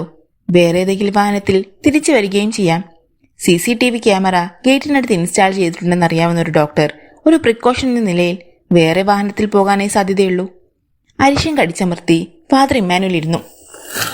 സാർ, താങ്കൾ ഇങ്ങനെ വാദിക്കുന്നതിന്റെ കാരണം എനിക്ക് മനസ്സിലാകുന്നുണ്ട്, ഫാദർ പറഞ്ഞു. എന്താ ഫാദർ ഉദ്ദേശിക്കുന്നത്? അശോകിനെ റിലീസ് ചെയ്താൽ നിങ്ങൾക്ക് യഥാർത്ഥ കൊലപാതകയെ പിടിക്കാൻ വീണ്ടും ഇറങ്ങിത്തിരിക്കേണ്ടി വരും. അതിലും എളുപ്പം കസ്റ്റഡിയിലുള്ള ആളിനെ പ്രതിയാക്കുന്നതാണല്ലോ. വേറെ തലവേദനയുമില്ല. പരിഹാസത്തോടെയാണ് ഫാദർ അത് പറഞ്ഞത്. മാർട്ടിൻ അത് രസിച്ചില്ല. പക്ഷേ അയാൾ പറഞ്ഞത് സത്യമാണല്ലോ എന്നോർത്തപ്പോൾ അതൃപ്തി പ്രകടിപ്പിച്ചു. ഫാദർ, ഞങ്ങൾ അന്വേഷിക്കാം. എത്രയും വേഗം വേണം സാർ. അശോക് കുറ്റക്കാരനെന്ന് മനസ്സിലായയുടൻ അയാളെ വിടണം. നിരപരാധിയെ പീഡിപ്പിക്കാൻ ആർക്കും അവകാശമില്ല, ഫാദർ പറഞ്ഞു. സംശയത്തിന്റെ പേരിലാണ് ഡോക്ടർ അശോകിനെ ഞങ്ങൾ ഇവിടെ കൊണ്ടുവന്നത്. ആ സംശയം മാറിയാൽ ഒരു നിമിഷം പോലും അയാളെ ഇവിടെ സൂക്ഷിക്കുകയില്ല. Thank you inspector. God bless you. Father പോയി ഉടനെ തന്നെ ടെലിഫോൺ ബുക്ക് എടുത്ത് ഹോളി ക്രോസ് ഹോസ്പിറ്റലിന്റെ നമ്പർ കണ്ടുപിടിച്ച് വിളിച്ചപ്പോൾ റിസപ്ഷനിലാണ് ഫോൺ എടുത്തത്. SI മാർട്ടിനാണ്. ആർക്കാണ് ഹോസ്പിറ്റലിന്റെ ചാർജ്? ഡോക്ടർ ക്ലെമന്റ് ആണ് സർ, ഡയറക്ടർ. ശരി, ഒന്ന് കണക്ട് ചെയ്യൂ. ഒരു നിമിഷം കഴിഞ്ഞപ്പോൾ ഡോക്ടർ ക്ലെമന്റ് ലൈനിൽ വന്നു. Hello, doctor Clement? അതെ, മാർട്ടിൻ സ്വയം പരിചയപ്പെടുത്തി. How can you help you sir? Doctor Clement ചോദിച്ചു. ഡോക്ടർ, നിങ്ങളുടെ ഹോസ്പിറ്റലിൽ ക്ലോസ്ഡ് സർക്യൂട്ട് TV ഇൻസ്റ്റാൾ ചെയ്തിട്ടുണ്ടോ? ഉണ്ട്. ഹോസ്പിറ്റലിലേക്ക് വരികയും പോവുകയും ചെയ്യുന്ന വാഹനങ്ങൾ ക്യാമറയിൽ പതിയാറുണ്ടോ? ഉണ്ട്. അക്കാര്യത്തിൽ വളരെ വിജിലന്റ് ആണ് സർ ഞങ്ങൾ. ഓക്കെ, 4-ാം തീയതി ഹോസ്പിറ്റലിൽ വന്നുപോയ വെഹിക്കിൾസ് ഏതൊക്കെയാണ്? I want to know. Can you help me? Sure, I will check and send the list with register number. No need. എനിക്ക് പേഴ്സണലി ചെക്ക് ചെയ്യാനാണ്. ഞാനിപ്പോൾ വരാം. No problem sir. ഒരു ഫ്രാഞ്ചൈസി ആയിട്ടാണ് CCTV ഓപ്പറേറ്റ് ചെയ്യുന്നത്. One Solomon is the man. Sir എപ്പോഴാണ് വരുന്നത്? അരമണിക്കൂറിനകം. Okay, I will arrange him. Thank you. 1 മണിക്കൂർ കഴിഞ്ഞ് മാർട്ടിൻ 2 കോൺസ്റ്റബിൾമാരോടൊപ്പം ഹോസ്പിറ്റലിലേക്ക് ചെന്നു. സോളമൻ അവരെ കാത്തു നിൽക്കുന്നുണ്ടായിരുന്നു. ഡോക്ടർ അശോകിന്റെ കോട്ടേജിൽ ചെന്ന് നീല നിറമുള്ള ഫോർഡ് കാറിന്റെ രജിസ്ട്രേഷൻ നമ്പർ കുറിച്ചെടുത്ത് മൊബൈലിൽ അതിന്റെ ഫോട്ടോയും എടുത്താണ് മാർട്ടിൻ വന്നത്. CCTV റൂമിൽ സോളമന്റെ അടുത്ത് മാർട്ടിൻ ഇരുന്നു. കഴിഞ്ഞ 4-ാം തീയതി ഉച്ചയ്ക്ക് 12-നും 4-നും ഇടയ്ക്ക് ഹോസ്പിറ്റലിൽ വന്നതും ഇവിടുന്ന് പോയതുമായ കാറുകൾ ഏതൊക്കെയാണെന്നാണ് കണ്ടെത്തേണ്ടത്. ഇൻസ്പെക്ടർ വിശദീകരിച്ചു. കാണാം സർ, സോളമൻ പറഞ്ഞു. തീയതിയും സമയവും സെറ്റ് ചെയ്ത് വിഷ്വലുകൾ അയാൾ കമ്പ്യൂട്ടർ സ്ക്രീനിൽ കാണിച്ചു തുടങ്ങി. സ്ക്രീനിലേക്ക് ഉറ്റുനോക്കി മാർട്ടിൻ ഇരുന്നു. ധാരാളം വണ്ടികൾ ഗേറ്റ് കടന്നു പോവുകയും അത്രയും വണ്ടികൾ ഉള്ളിലേക്ക് വരുന്നുമുണ്ടായിരുന്നു. ഇവയിലൊന്നും നീല ഫോർഡ് ഉണ്ടായിരുന്നില്ല. ഇനി പാർക്കിംഗ് ഏരിയ കാണാം, മാർട്ടിൻ പറഞ്ഞു. ഫാസ്റ്റ് ഫോർവേഡിൽ അതും കണ്ടു. ഒരു മൂലയ്ക്ക് അശോകിന്റെ ഫോർഡ് കിടക്കുന്നുണ്ടായിരുന്നു.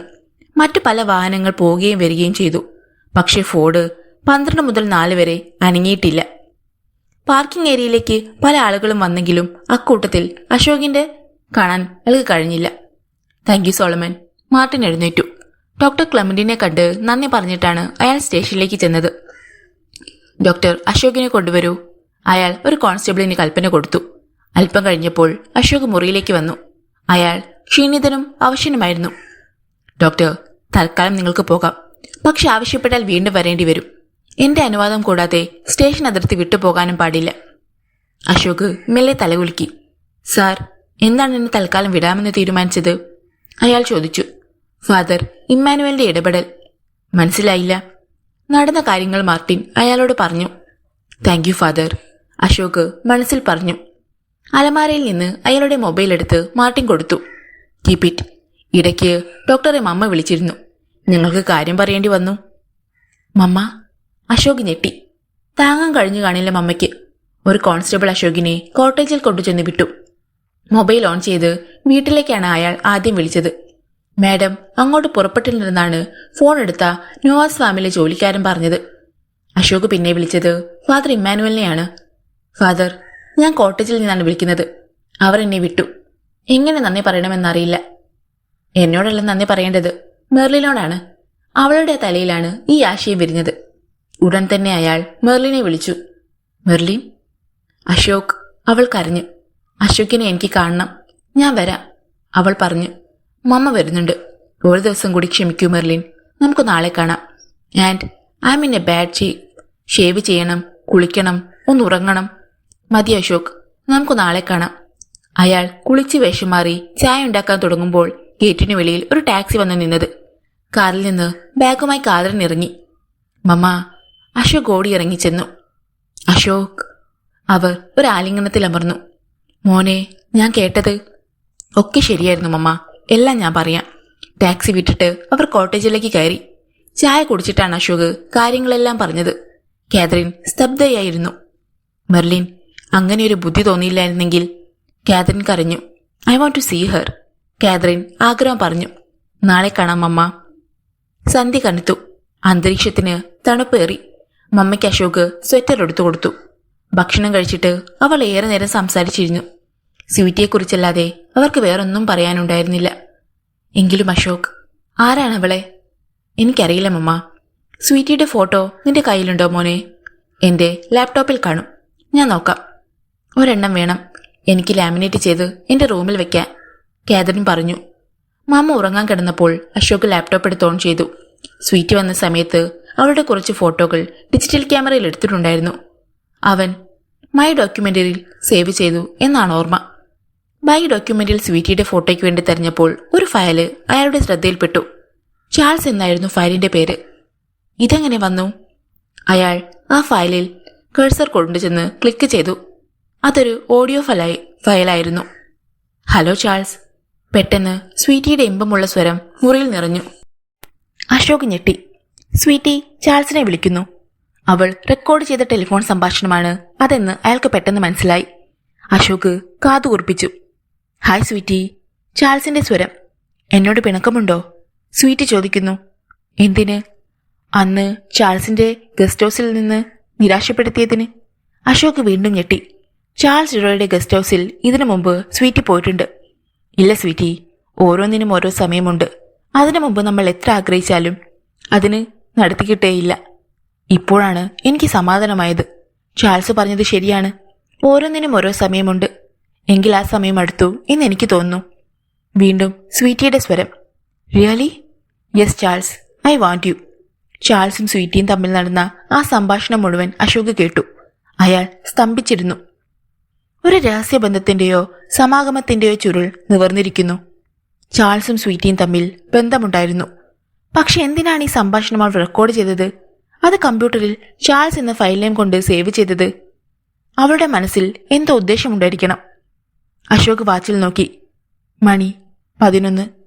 ഈ രാത്രി ഇനിയൊന്നും ചെയ്യാനില്ല. പക്ഷേ മെർലിൻ. അയാൾ മൊബൈൽ എടുത്തു. എന്നിട്ട് മെർലിനെ വിളിച്ചു. ഫോൺ ബെല്ലടിച്ച് നിന്നതല്ലാതെ അവൾ കോൾ എടുത്തില്ല. മെർലിൻ ഉറങ്ങിക്കാണും. മമ്മയെ വിളിച്ചുണർത്തണ്ട, നാളെ രാവിലെ കാര്യങ്ങൾ പറഞ്ഞാൽ മതി. അശോക് ലൈറ്റ് അണച്ച് ഉറങ്ങാനായി കമ്പിളി പുതുപ്പിലേക്ക് കയറുമ്പോഴാണ് മൊബൈൽ ബെല്ലടിച്ചത്. മെർലിൻ. Hello Merlin. അയാൾ തിടുക്കത്തിൽ വിളിച്ചു. പാതി ഉറക്കത്തില്ല ഞാൻ ബെല്ല് കേട്ടത്. എന്താ അശോക്, ഉറക്കം വരുന്നില്ലേ? അവൾ സഹാനുഭൂതിയോടെ ചോദിച്ചു. ഇനി ഉറക്കം വരില്ല മെർലിൻ. ഒരു ഭയങ്കര സത്യം ഞാനിപ്പോൾ മനസ്സിലാക്കിയിരിക്കുന്നു. സ്വീറ്റിയെ കൊലപ്പെടുത്തിയത് ആരാണെന്ന് ഇപ്പോഴാണ് ഞാൻ. Ashok? Yes, he's no other than Charles Leroy. Ashok? അവൾ നടുങ്ങി. അതെ മെർലിൻ, അയാളുടെ ഗസ്റ്റ് ഹൗസിൽ വെച്ചായിരുന്നു അന്ത്യം. സ്വീറ്റിയും ചാൾസും തമ്മിൽ നടന്ന സംഭാഷണം അയാൾ അവളെ പറഞ്ഞു കേൾപ്പിച്ചു. ഇപ്പോൾ എല്ലാം എനിക്ക് മനസ്സിലാവുന്നു അശോക്. സ്വീറ്റ് മനഃപൂർവ്വം മരണം വിലക്കി വാങ്ങുകയായിരുന്നു എന്നെ രക്ഷപ്പെടുത്താൻ. മെർലിൻ പൊട്ടിക്കരഞ്ഞു. മെർലിൻ? അശോക് അമ്പരന്നു.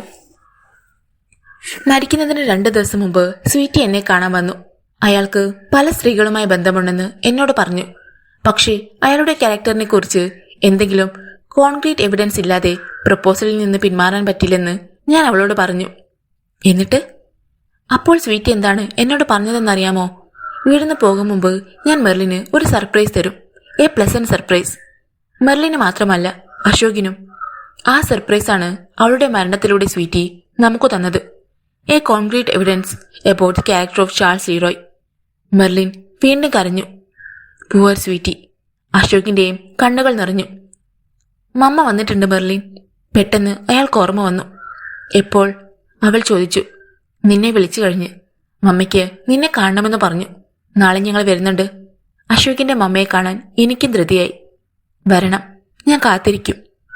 രാവിലെ ഞാൻ മാർട്ടിനെ കാണാൻ പോകും. അത് കഴിഞ്ഞ് പെരുവിങ്കളിലേക്ക് വരാം. സ്വീറ്റിയെ ഓർത്ത് മെർലിൻ വിഷമിക്കരുത്.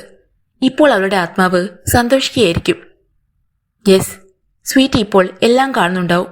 She's an Angel. നമ്മളെ കാത്തുരക്ഷിക്കുന്നു. മെർലിൻ വീണ്ടും കരഞ്ഞു. അശോക് അന്ന് ഉറങ്ങിയില്ല. രാവിലെ അയാൾ കാതറിനോട് അക്കാര്യം പറഞ്ഞു. ചാൾസ് ലീറോയ് ആരാണ് അയാൾ? ഞെട്ടലോടെ കാതറിൻ ചോദിച്ചു. ചാൾസിനെ കുറിച്ച് മമ്മയ്ക്ക് അയാൾ ഒരു ചെറിയ വിവരണം കൊടുത്തു. നീ എന്ത് ചെയ്യാൻ പോവാ അശോക്? സ്റ്റേഷനിൽ ചെന്ന് എസ്.ഐ. മാർട്ടിനെ കണ്ട് വിവരങ്ങൾ ധരിപ്പിക്കും. പക്ഷേ എസ്.ഐ. വിശ്വസിക്കുമോ? അവരുടെ ടെലിഫോൺ കോൺവെർസേഷന്റെ ഒരു കോപ്പി ഞാൻ പെൻഡ്രൈവിലാക്കി എടുത്തിട്ടുണ്ട്. അയാൾ പറഞ്ഞു. നീ ഒറ്റയ്ക്ക്? ഞാനും വരാം. വേണ്ട മമ്മ, ഞാൻ വേഗം വരാം. ബ്രേക്ക്ഫാസ്റ്റ് കഴിച്ചിട്ട് അശോക് പോലീസ് സ്റ്റേഷനിലേക്ക് പുറപ്പെട്ടു. അപ്പോഴാണ് ഫാദർ ഇമ്മാനുവലിന്റെ കാര്യം അയാൾക്ക് ഓർമ്മ വന്നത്. പുതിയ സംഭവവികാസത്തെക്കുറിച്ച് ഫാദറിനോട് പറഞ്ഞില്ലെങ്കിൽ നന്ദിയില്ലായ്മയാണ്. തനിക്ക് വേണ്ടി ഫാദർ ഒരുപാട് കഷ്ടപ്പെട്ടിട്ടുണ്ട്. റോഡിന്റെ ഒരു വശത്തേക്ക് കാർ നിർത്തിയിട്ട് ഫാദർ ഇമ്മാനുവലിനെ അശോക് വിളിച്ചു. എന്താ അശോക്? ഒരു പുതിയ ഡെവലപ്മെന്റ് ഫാദർ. അയാൾ ഇമ്മാനുവൽ അച്ഛനോട് പറഞ്ഞു. Jesus is great. അവൻ നീതിമാനാണ് അശോക്. കാണാതായ കുഞ്ഞാടിനു വേണ്ടി അവൻ അലയും. ഞാനും വരാം സ്റ്റേഷനിലേക്ക്. അദ്ദേഹം തയ്യാറായി. വേണ്ട ഫാദർ, ഞാൻ പുറപ്പെട്ടു കഴിഞ്ഞു.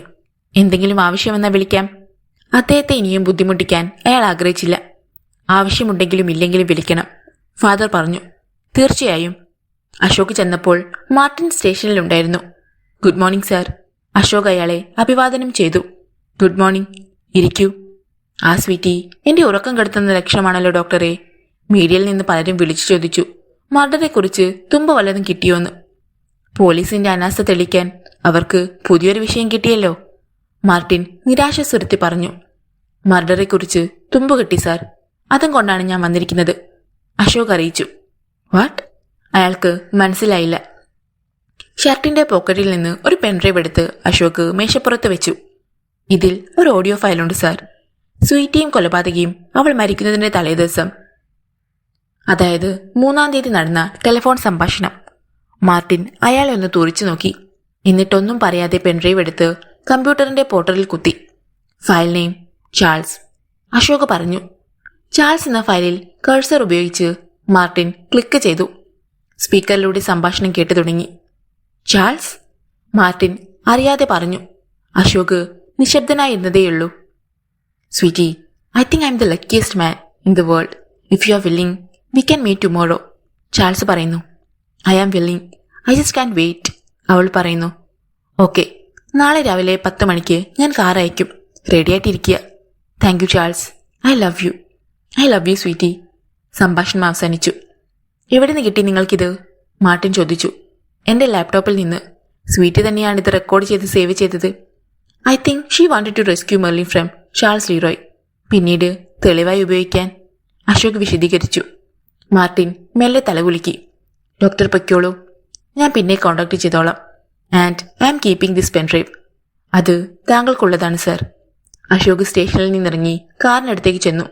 അപ്പോഴേക്ക് മൂടൽമഞ്ഞ് മാറി സ്വർണ്ണ നിറമുള്ള ചൂടില്ലാത്ത വെയില് പരന്നു തുടങ്ങിയിരുന്നു. മാർട്ടിൻ ടെലിഫോണിന്റെ റിസീവർ എടുത്ത് ലിറോയുടെ നമ്പർ ഡയൽ ചെയ്തു. മറുതലയ്ക്കിൽ ബെല്ലടിച്ചു. ഹലോ, ചാൾസിന്റെ സ്വരം വന്നു. Good morning mister Charles, I'm inspector Martin. Good morning sir. ചാൾസിന്റെ ശബ്ദമൊന്ന് പതറിയോ എന്ന് മാർട്ടിന് സംശയം തോന്നി. ഡോക്ടർ അശോകിനെ ഞങ്ങൾ കസ്റ്റഡിയിലെടുത്ത കാര്യം അറിഞ്ഞു കാണുമല്ലോ. I want to say thanks for the important information you gave me. എനിക്കറിയാവുന്ന ചില ഫാക്ട്സ് ഞാൻ പറഞ്ഞതേയുള്ളൂ സർ. ഈ വീക്കെൻഡ് ഫ്രീ ആണെങ്കിൽ നമുക്കൊന്ന് മീറ്റ് ചെയ്യാമോ? മാർട്ടിൻ അയാളോട് ചോദിച്ചു. ഒരു ചെറിയ ഫേവർ എനിക്ക് ആവശ്യമുണ്ട്. ഞാൻ ഫ്രീ ആണ് സർ. ടൈം പറഞ്ഞാൽ മതി, ഞാൻ കാർ അയക്കാം, ചാൾസ് പറഞ്ഞു. ചാൾസ് ഇപ്പോൾ എവിടെയാണ്? ഞാൻ ഓഫീസിലേക്ക് പോയിക്കൊണ്ടിരിക്കുന്നു. കാറിലാണ്. എങ്കിൽ ഞാൻ ഡിസ്റ്റർബ് ചെയ്യുന്നില്ല. നമുക്ക് വൈകാതെ കാണാം. Oh sure. മാർട്ടിൻ മെല്ലെ റിസീവർ വെച്ചു. ഉടൻ തന്നെ 4 കോൺസ്റ്റബിൾമാരുമൊത്ത് അയാൾ മൗണ്ടൻ ഗാർഡൻ ടീ എസ്റ്റേറ്റിന്റെ ഓഫീസിലേക്ക് പോയി. ഓഫീസ് എത്തും മുമ്പ് ചാൾസിനെ അയാൾ വീണ്ടും വിളിച്ചു. ചാൾസ്, എനിക്ക് വീക്കെൻഡ് വരെ വെയിറ്റ് ചെയ്യാൻ പറ്റില്ല. നമുക്ക് ഇന്ന് തന്നെ മീറ്റ് ചെയ്യാൻ പറ്റുമോ? 1/2 മണിക്കൂറിനുള്ളിൽ ഒരു മീറ്റിംഗ് ഉണ്ട് sir. We can meet at the club in the evening, Charles പറഞ്ഞു. ഞാൻ വന്നുകൊണ്ടിരിക്കുകയാണ്. I will take only 5 minutes. Tea എസ്റ്റേറ്റിലെ മനോഹരമായ ഇരുനില കെട്ടിടത്തിന്റെ പോർച്ചിൽ ചെന്ന് ജീപ്പ് നിന്നു. മാർട്ടിൻ തനിച്ചാണ് ഓഫീസിലേക്ക് കയറിയത്. റിസപ്ഷനിലെ സുന്ദരി ചാൾസിന്റെ റൂം പറഞ്ഞു കൊടുത്തു. അനുവാദം ചോദിക്കാതെ മാർട്ടിൻ വാതിൽ തള്ളി തുറന്ന് അകത്തേക്ക് കയറി ചെന്നു. കൂട്ടൻ മേശയ്ക്ക് പിന്നാലെ കസേരയിൽ ചാൾസ് ലീറോയുണ്ടായിരുന്നു. ചാര നിറത്തിലുള്ള സൂട്ടും ചുവന്ന ടൈയുമായിരുന്നു വേഷം. ഇൻസ്പെക്ടർ കണ്ട് അയാളൊന്ന് പകച്ചു. Sorry for the trouble. സ്വീറ്റിയുടെ മർഡർ സംബന്ധിച്ച് എനിക്കൊരു ക്ലാരിഫിക്കേഷൻ വേണമായിരുന്നു. ഒരു വോയിസ് ഐഡന്റിഫൈ ചെയ്യാൻ കഴിയുമെന്നറിയാനാണ് ഞാൻ വന്നത്. ചാൾസിന് എന്തോ പന്തികേട് അനുഭവപ്പെട്ടു. മാർട്ടിൻ പെൻഡ്രൈവ് എടുത്ത് അയാൾക്ക് നീട്ടി. ഇതൊന്ന് കേട്ടു നോക്ക്. ചാൾസ് അത് വാങ്ങി കമ്പ്യൂട്ടറിൽ പ്ലേ ചെയ്തു. Hi sweety. സ്വന്തം ശബ്ദം ചാൾസ് പെട്ടെന്ന് തിരിച്ചറിഞ്ഞു. എന്നോട് പിണക്കമുണ്ടോ? സ്വീറ്റിയുടെ ശബ്ദം കേട്ട് അയാൾ ഞെട്ടി. മാർട്ടിൻ അയാളുടെ കണ്ണുകളിലേക്ക് ഉറ്റുനോക്കി നിന്നു. ചാൾസിന്റെ മുഖം വിളറി. സാർ, ഞാൻ യു സ്ക്രൗണ്ടറൽ. വലതു മുഷ്ടി ചുരുട്ടി മാർട്ടിൻ അയാളുടെ മുഖത്തേക്ക് ആഞ്ഞടിച്ചു. അപ്രതീക്ഷിതമായി ഇടിയേറ്റ് ചാൾസ് സമനില നെറ്റി മേശപ്പുറത്തേക്ക് തലയടിച്ചു വീണു. മാർട്ടിൻ അയാളുടെ ഷർട്ടിന്റെ കോളറിൽ പിടിച്ച് വീണ്ടും നേരെ നിർത്തി. അപ്പോഴേക്ക് നേരത്തെ പറഞ്ഞ പ്രകാരം കോൺസ്റ്റബിൾമാർ മുറിയിൽ കയറി വന്നു. ടേക്കിം. ഒരു കോൺസ്റ്റബിൾ ചാൾസിന്റെ കൈകളിൽ വിലങ്ങണിയിച്ചു. ഓഫീസ് സ്റ്റാഫ് നോക്കി നിൽക്കെ മാർട്ടിൻ അയാളെയും കൊണ്ട് പോലീസ് ജീപ്പിനടുത്തേക്ക് നടന്നു. കാതറിൻ മുഖം തിരിച്ച് അശോകിനെ ഒന്ന് നോക്കി. അയാൾ നിശബ്ദനായി കാറോടിക്കുകയായിരുന്നു. കാർ ഹെയർപിൻ വളവുകൾ ഓരോന്നായി കയറിക്കൊണ്ടിരുന്നു. അശോക്, കാതറിൻ വിളിച്ചു. എന്താ മമ്മ? മെർലിൻ എന്നെ കാണുമ്പോൾ ആശങ്കയോടെ അവർ ചോദിച്ചു. അശോക് പുഞ്ചിരിച്ചു. ഇല്ല മമ്മ, അവളുടെ തെറ്റിദ്ധാരണയൊക്കെ മാറി. ഇൻഫാക്ട് മമ്മയെ കാണാൻ കാത്തിരിക്കുകയാണ് അവൾ. എന്നാലും എന്താണ് സംഭവിക്കുന്നതെന്ന് മമ്മ കണ്ടോളൂ. പെരുവിങ്കളിന്റെ ഗേറ്റിന് വെളിയിൽ ചെന്ന് കാർ നിന്നു. ഇതാണ് വീട്, ഇറങ്ങി വാ, അശോക് പറഞ്ഞു. കാതറിൻ കാറിൽ നിന്നിറങ്ങി.